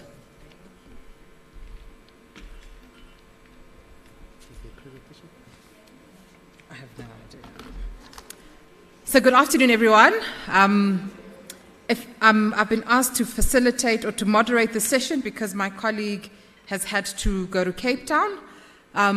So if I can ask the three panelists for this section to come through, and that is Ms. Bianca, Ms. Palisa, and Ms. Noktula, if you can just come on stage. Are we still here? Okay, while you're coming on stage, I'm just going to read something that the moderator had prepared for the session. And she wanted to emphasize that earlier on we had a session that looked at children in shelters from a stakeholder perspective. We're now looking at it from an actual sheltering perspective. And throughout the day, we've had conversations around, what happens when children come into shelters. The previous panel, spoke about, in some shelters, especially when it comes to boy children and all of and that. So, in terms of the session, she had wanted to read a poem that she found on TikTok by a Namibian TikTok sensation called Ndendaleo. And this is a poem that is written from the perspective of a child. They say one day the trauma will go away. The memories of you dragging mama across the kitchen, and like an animal, kicking her until you exhausted yourself. Yeah, the scars are deep, but mama's blood mixed with tears and saliva, as she pleaded and begged you to stop. Blood spills every night in a place that was supposed to be my sanctuary, my safe haven. Fear tormented me. You tormented me.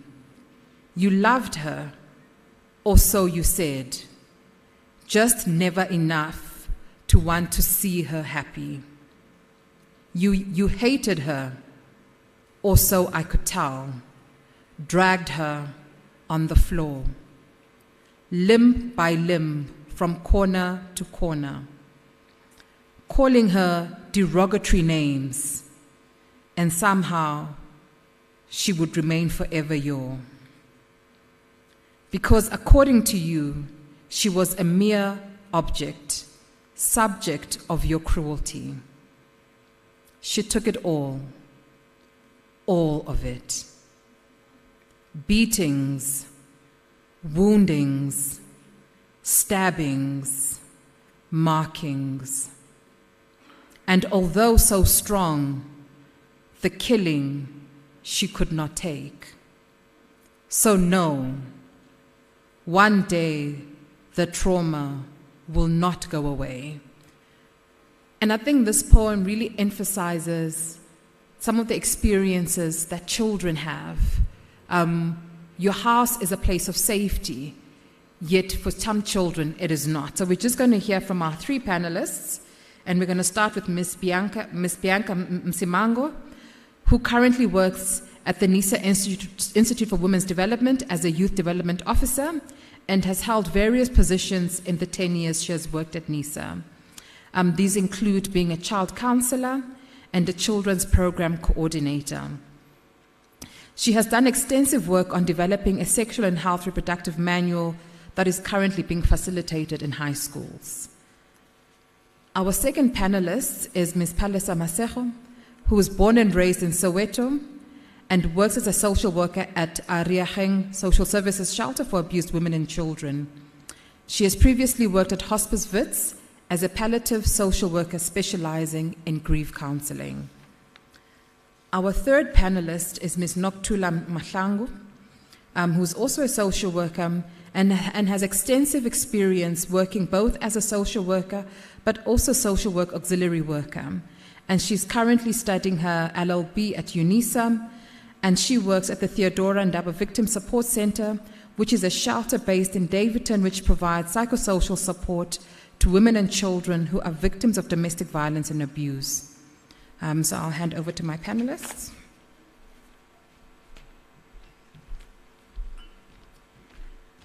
Good afternoon, colleagues. I am Bianca. I am fortunate enough that I work at the shelter that many of you have been singing praises for, because we have run the mentoring sessions for the other shelters, so the NISA Action Learning. The children that we work with not only get to witness abuse, but they are themselves abused and neglected. So our shelter aims to provide a warm and loving environment that is conducive enough to benefit their growth and their development. Our intervention strategies or techniques include a structured daily program for children, parent education, advocacy services, and it looks at a tailor-made program that runs simultaneously simultaneously with the adult programs. The programs are tailor-made for the child as an individual, the child as a group member, and of course, it runs for different age groups. The services include and are not limited to the following. Of course, the sheltering, recreational play workshops, educational support group. We have a unique program that is Baby Gym. We're fortunate enough that one of the operations manager, or the only operations manager that we have, is a trained and qualified Baby Gym instructor. So Baby Gym is gym that works on assisting the children reach their developmental milestones. We also run life skills programs for the children of different age groups. We have the luxury of having had an outing recently that we took the children out to the Bed Park in Monte Cassino. The aim of it was obviously to provide a refreshing and mind-stimulating day out for the mothers to produce or to maintain a healthy bond between mother, child, and the stakeholders at the shelter. We have recently had the pleasure of having one of our social auxiliary worker qualify as an ECD practitioner, which means that the gap that we had of having our children not have a trained personnel work with them will now be met halfway or closed. I have the pleasure of also being part of Breathworks Africa, which is an organization that focuses on breathing therapy. I know we are tired and this is the graveyard shift, but if all of you could just yawn for us. Yawn, please. Yawn.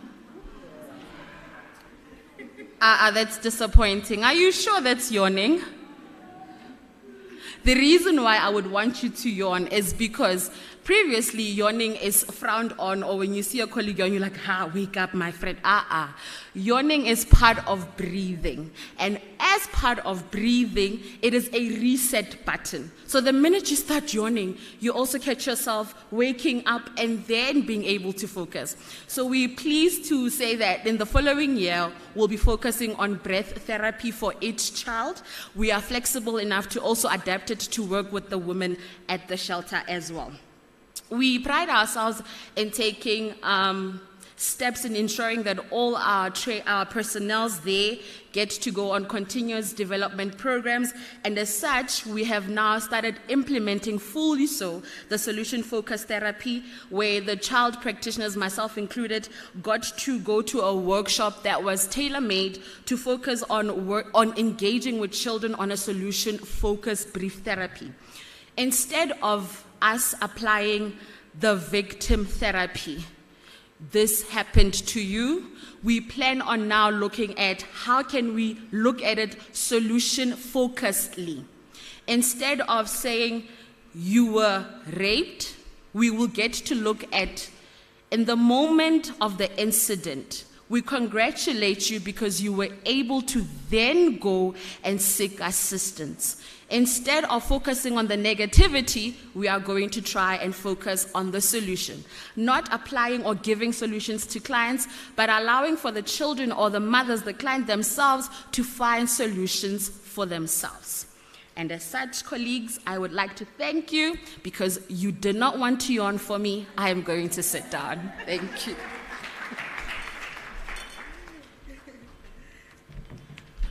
Afternoon, colleagues. My name is Palesa Maseko. I'm from Ageng Social Services, which is in the West Rand. We have 2 shelters, one in Begestal and one in Simunye. We deal with children who are exposed to violence, and according to research, exposure to violence can harm a child's emotional, psychological, and even physical development. Children exposed to violence are more likely to have difficulty in school, abuse drugs or alcohol, act aggressively, suffer from depression or other mental health problems, and engage in criminal behavior as adults. Therefore, to eliminate that, we have programs that assist children, which firstly we give them therapy, which is the first thing that, therapy helps the child to become aware of their thoughts and feelings. Also helps the child evaluate if feelings or thoughts may be distorted or illogical, and then helps the child through the progress of changing the thoughts as well as the emotional reactions and behavior that go along with them. And we also have a homework program whereby after school we engage in all homeworks. Not specifically that this mother will be looking after her child doing her homework, but we do that together as a team with all the mothers and all the children. We assist each other. Whereby the subject is difficult, we'll be tuning in your YouTube for lectures, and we do the homeworks together. And that has proven that our children, there's one child who was on a waiting list to be referred to at Elson School. But the next term, since she was been at the shelter, his marks improved and he was no longer sent to an Elson School. And we also have after holiday programs, which basically focus on social behavioral changes program. The one is CHOMI, which supports children between the ages of 9 and 14. The program aims to strengthen the capacity of the children to deal with life changes, with life challenges, help them understand and know who they are, empower them by developing their self-esteem, and in so doing minimize risk behaviors. The program is made up of 5 building blocks which run over 11 sessions. Children are taken through a journey using participatory activities that allow them to reflect on themselves, their living circumstances, their community, and how these ultimately impact on their behavior and decisions. And in the topics that CHOMI covers, there's one that talks about hygiene. And in those topics, like the facilitator or the social worker will ask them, how do you take care of yourself as a 9-year-old? And they come up with home remedies. Instead of, when we say, how do you take care of your armpits, like using roll-on, then we'll be like, what if you don't have a roll-on? Because if you know Begestal, you'll know that it's semi-urban and the community there is very disadvantaged. And one will say you can use soap, they come up with home remedies so that they can accept their circumstances. And also, the program also for older children, YOLO. The YOLO program supports adolescents between ages between 15 and 17 years. The program also aims to strengthen capacity in adolescents to deal with life challenges, help them understand and know who they are, empower them by developing their self-esteem also. And it is also to minimize the risk behavior that expose them to HIV and the possibility of unwanted pregnancies. The program also is made up of 5 building blocks, and building block which is I am important, whereby it's building social skills. The second building block is understanding sexual health. The third building block is my rights and responsibilities. Fourth building block, taking chances and dealing with consequences. And the last block is others are important, where we're improving relationship. Part of the program involves voluntary testing, referral for treatment for those who test positive, and ongoing support counseling. We also have excursions where we'll take the children to the park, to the zoo, for swimming or hiking, as the excursions are an excellent way to enhance a child's early learning experience, social skills, and exposure to new environments. They offer hands-on learning opportunities that help children develop a sense of curiosity and appreciation of the world around them. Thank you very much.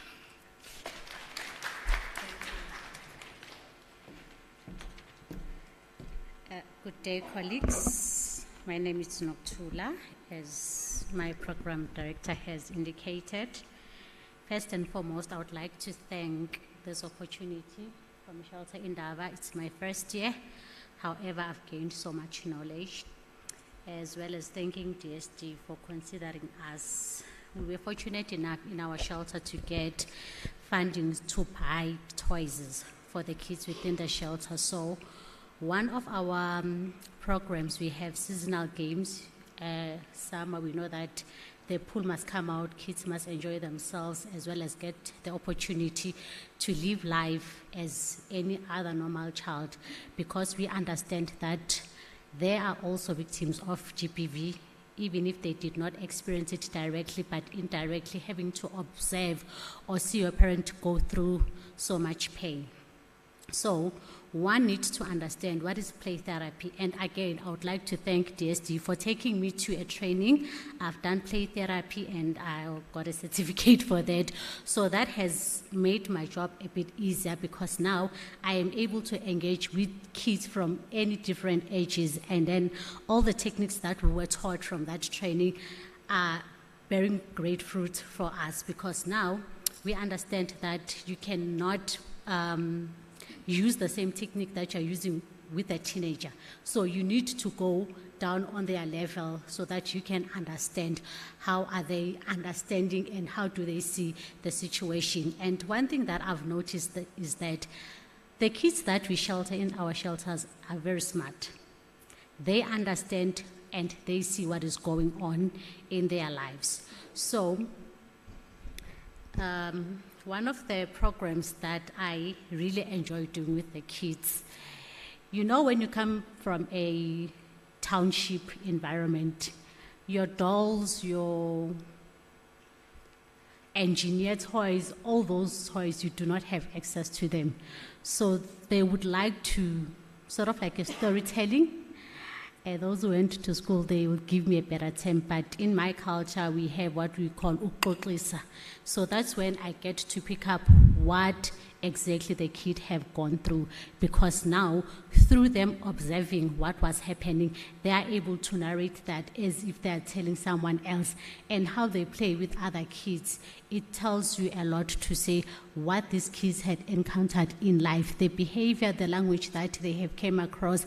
I can easily observe that through the training of the play therapy that I've learned. And then this play therapy is a form of psychosocial that is primarily used for children, And it may be in a verbal or non-verbal. Also remember that with play therapy, we've got a lot of techniques that are there. It can be in a form of drawing, it can be in a form of a poet, it can be in a form of songs. So for your adults, you would prefer them to give them their space so that they're able to express their feelings and emotion. And one best way is that they get to write their poems. Remember, kids are different and do not react in the same manner. And however they choose to express themselves, we get to allow them to do that because of the training that I've actually got, as well as storytelling for other kids. We also have the balloon of anger. So when you are accommodating kids that are at the age of 9, 10, because in our shelter we only take boys up until the age of 12. So those activities that I come across within the manual of the play therapy, I apply them and then they tend to help us the most. Thank you.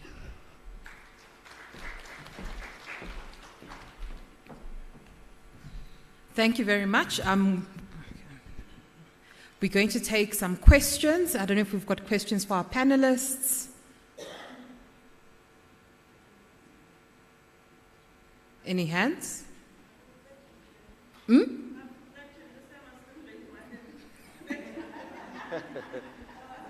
there must yawn first. Eh? Mm-hmm. There must yawn. Yawn.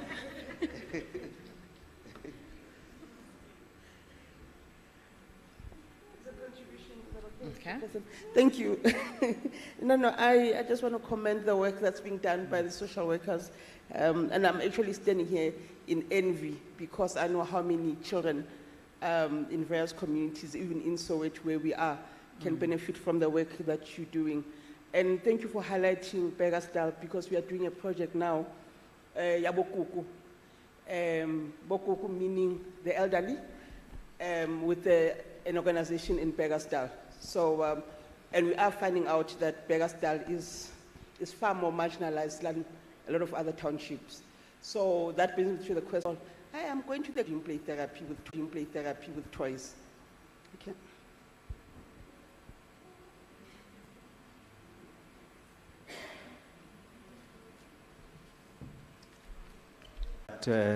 Were brought to the accreditation committee for accreditation. But these programs, were developed. I'm not sure whether they were developed for children in conflict with the law, but listening to the presentation, I mean, these are programs that can help prevent children from, committing crime. And but I'm happy to hear that, we do have these kinds of programs in shelters. I mean, these are shelters for adult victims, and I take it that this is when, these are meant for children that are admitted in shelters in the company of their parents, their mothers. And in the accreditation committee, let me say, with trafficking in persons, we have a DQA, that is Developmental Quality Assurance Tool, quite a very comprehensive tool, which for shelters to be accredited, they should really do well, in responding. That is questions that we ask, whatever that we ask in the tool. In fact, we are saying a shelter should score 80% and above for us to give them full accreditation to provide service to victims of trafficking. And we've sort of come down to say between 60 and 80%, we give them conditional accreditation for a 2-year period, during which they would have to then improve and come back and apply for full accreditation. But then, in our norms and standards, we do have a section that speaks to, in fact, it even comes from the Act itself, the Trafficking Persons Act, that a shelter that accommodates adult victims of trafficking should also have, programs that are meant for children. This is in case an adult victim of trafficking is trafficked in the company of a child. So the shelter should be able to cater for the needs of that particular child. But what surprises me, it's the, yes, they do mention that they do have programs, but I was expecting to hear, these kinds of programs, just to show, to like demonstrate to the accreditation committee that we do have, specific type of programs. Why? Because the Act also says we should, in addition to accrediting organizations and shelters, we should also accredit programs. Hence, I'm sure colleagues you heard yesterday, I spoke about trauma-informed programs. So we need to also accredit trauma-informed programs because they are meant, they can help in healing, traumatized victims of trafficking. But I mean, what I'm saying is, what surprised me is the shelters that have already been accredited have never really brought, programs and say, this is what we are doing, meant for children. They just say, there's spatial, your facility, sort of can accommodate children, there's space for children, and then, plugs are, it's like they cannot be endangered. But I mean, I need to hear, these kinds of programs. And I'm not sure, I think maybe from here, maybe we need to encourage, shelters that apply for accreditation to also bring these kinds of programs. And I think this would help, take us, because so far we've never really accredited a program because we've been preoccupied with accrediting shelters, but we need programs specifically that can assist, us, to empower victims and also to empower children. I'm not sure if I make sense, but yes, this is what we are expecting. So I think organizations should really ensure that they bring up these kinds of things because they have to impress the accreditation committee. So it's like if you have, creative thinking, the accreditation committee sees that, well, these are people that are supposed to be part of us. And yeah, okay, thank you. If I can just, I think, maybe just touch a bit on what you've said. And I think for me, it raises the untold work that shelters are doing every day. So I think shelters do a lot of work, but because we don't ask to say, what exactly do you do? What are those services you provide to everybody who comes in through your doors? And I think part of that has to do with the fact that a lot of the funding most shelters receive is for women. So as a default, we will report on women. But I think if we're able to get funding for children and to say, how do you account for the money that you're getting for children, I think a lot of this will come up. I think the challenge is also for us to be able to highlight and share the work all the work that we're doing in shelters. So I think on that note, I'd like to thank my panelists. Thank you very much. I think not only for the presentation, but also for the wonderful work that you are doing in terms of creating safe spaces and trying and creating a home away from home for children. In closing, I liked, a lot of times you attend panels and we always say they, but I liked, you all said our children. And there's that sense of, it takes a village to raise a child. So thank you for the work that you're doing.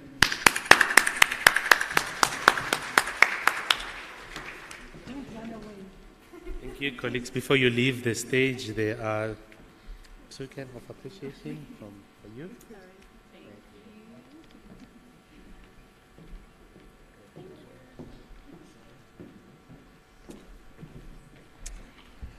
Thank you, wonderful ladies. And thank you, co-chair.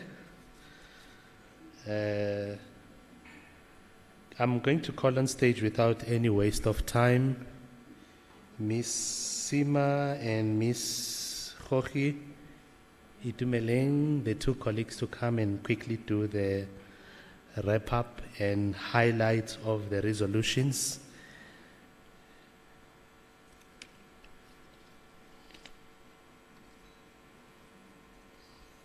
I didn't get their bios, that's why I'm not reading them, colleagues. That's better. Good afternoon, colleagues. Yes, we've come to the end of our 2 days National Shelter Indaba. I can see that the seats are empty. It means maybe one of the resolutions should be that we have the Indaba over 3 days. Food for thought, colleagues. Yes. 2.5. The Indaba was held under the theme Implementation of the National Strategic Plan on Gender-Based Violence and Femicide, basically to reflect the importance of translating policy frameworks into tangible actions and outcomes in the context of GBV shelters in South Africa. The aim was to promote knowledge and exchange, and learnings from experienced stakeholders or service providers. We had discussions in plenary and in parallel sessions that focused on expert presentations of various stakeholders. We also listened to the minister giving an account on what the DSD, in partnership with the sector, has done in implementing the NSP, particularly Pillar 4, in response to resolutions of the 2022 Shelter Indaba.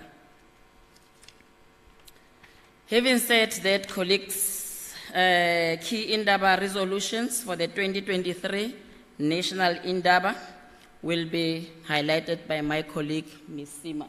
Over to you, ma'am.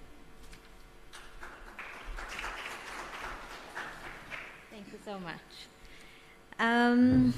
So I have been tasked with highlighting some of the resolutions that are coming out, and of course these are just some of the observations that we have picked up on after speaking to a number of the participants as well as the rapporteur. And so what we need to do after, I was also told to keep it to a minimum of about 5, or a maximum rather of about 5, and then to also look at who is responsible and to put in place timelines so that we can hold ourselves accountable to these.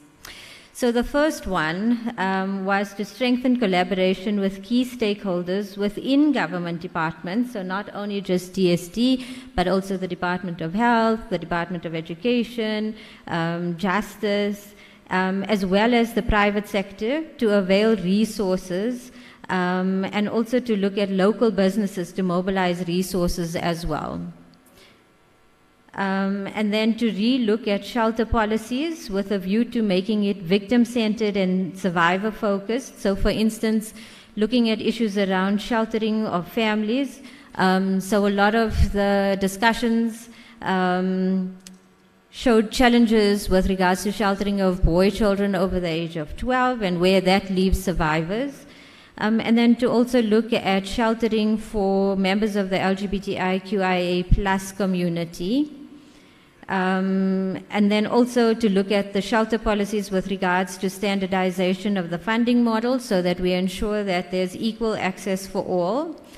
Standardization of a set of services and operational standards. So yes, we are required to be compliant with regards to municipal requirements, but then the minister came here and spoke about some of the challenges they faced when trying to register shelters and have them compliant and looking at the rezoning, etc. So if CSOs are requiring to do the same thing, there needs to be support measures that are put in place so that we can work towards compliance in obtaining program registration. And perhaps if we can work with municipality in that regard, and if DSD can facilitate that process. Building shelter capacity to address challenges in terms of service delivery for clients with mental health challenges, that came up quite frequently as well. Looking at legislative frameworks such as the NSP. So many may think that organizations know about the NSP, but they don't.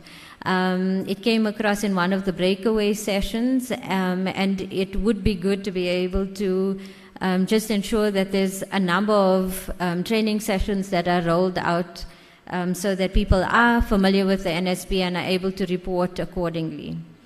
And then also to look at sheltering and the LGBTIQIA plus community and how that affects shelters, and to have a discourse around how best to incorporate requirements for the LGBTIQIA plus community within shelters.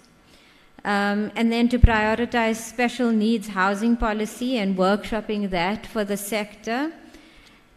And then finally, in yesterday's, the last panel yesterday, which looked at coming up with very innovative ideas around economic empowerment and skills development initiatives, to look at how we can assist organizations do similar work, but then not only just in terms of skills development, but also in terms of assisting with tools of trade. Now, that doesn't necessarily need to look at funding, but also to help women access, maybe for instance, funding through banks and loans, or through various corporations or corporate companies who would be able to assist, provide tools of trade. So for instance, we do lots of sewing skills, but then when the women leave the shelter or move, they don't really have access to a sewing machine to be able to continue. Likewise with Uber, they said that they would be very willing to have women part of their platform, but then we still need to have women access cars or delivery vehicles if they're looking at Uber Eats or things like that. So tools of trade are just as important as the skills development initiatives, and it doesn't necessarily need to be through DSD alone. We can look at partnering with other corporate entities to be able to try and put those things in place. I don't know if there's any comments or additions or anything that needs to be edited. Or everybody's just too tired. Yes. Okay. There is a well done that I'm hearing. Yeah. Thank you for that. Okay. So do we do who's going to be responsible in timelines now, or do we park it? I think when we produce the written up documents. Okay. Yes. Yes. Okay.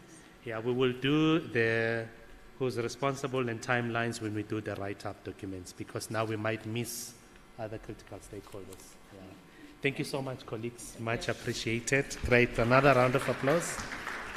I'm calling also to the podium now Miss Joy Lange. The gifts for the two colleagues that have just descended stage now. They are not receiving on camera now. Yeah, no, it's fine. Yeah, I think Ms. Lang, it's over to you. You're going to do the formal closure or official closure for us. And then I want to just say, because I don't want to speak after you. After a formal closure, it's formal closure. I don't want to contradict anything that you would have covered already. So I just want to say thank you to this audience for such a wonderful engagement. I think this is really has been a great time being here. Of course, there is more that we still need to do. I think the whole event has put up another challenge, but we've done very well. Team NSM, South Africa and DSD, we've done it again with our support of the sector. We thank you. Then we're receiving the formal closure from this beautiful colleague of mine. Thanks, Joy. Good afternoon, colleagues. We have really come a long way, if I just look back. I attended the first Indaba, and I can really say that it's getting better by the year.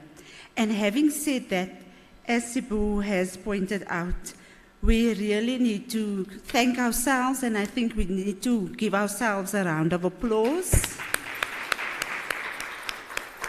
Because we took the time out of our busy schedules. I heard one of the social work managers say that they have tasked their organization to actually be online. They must be at work and they must be online and take in all the learnings and the lessons.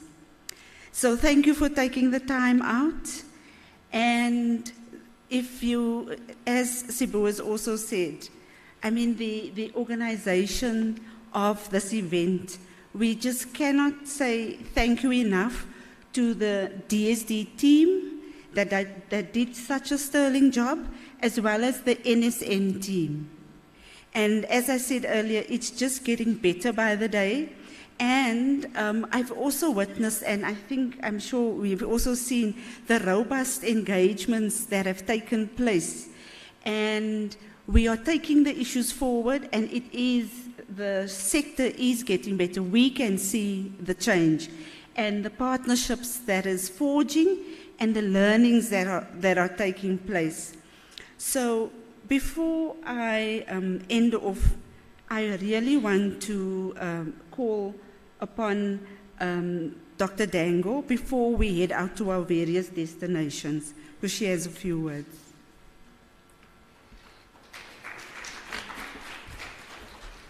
Thank you so much, Joy. Don't worry. Did you get this? Okay.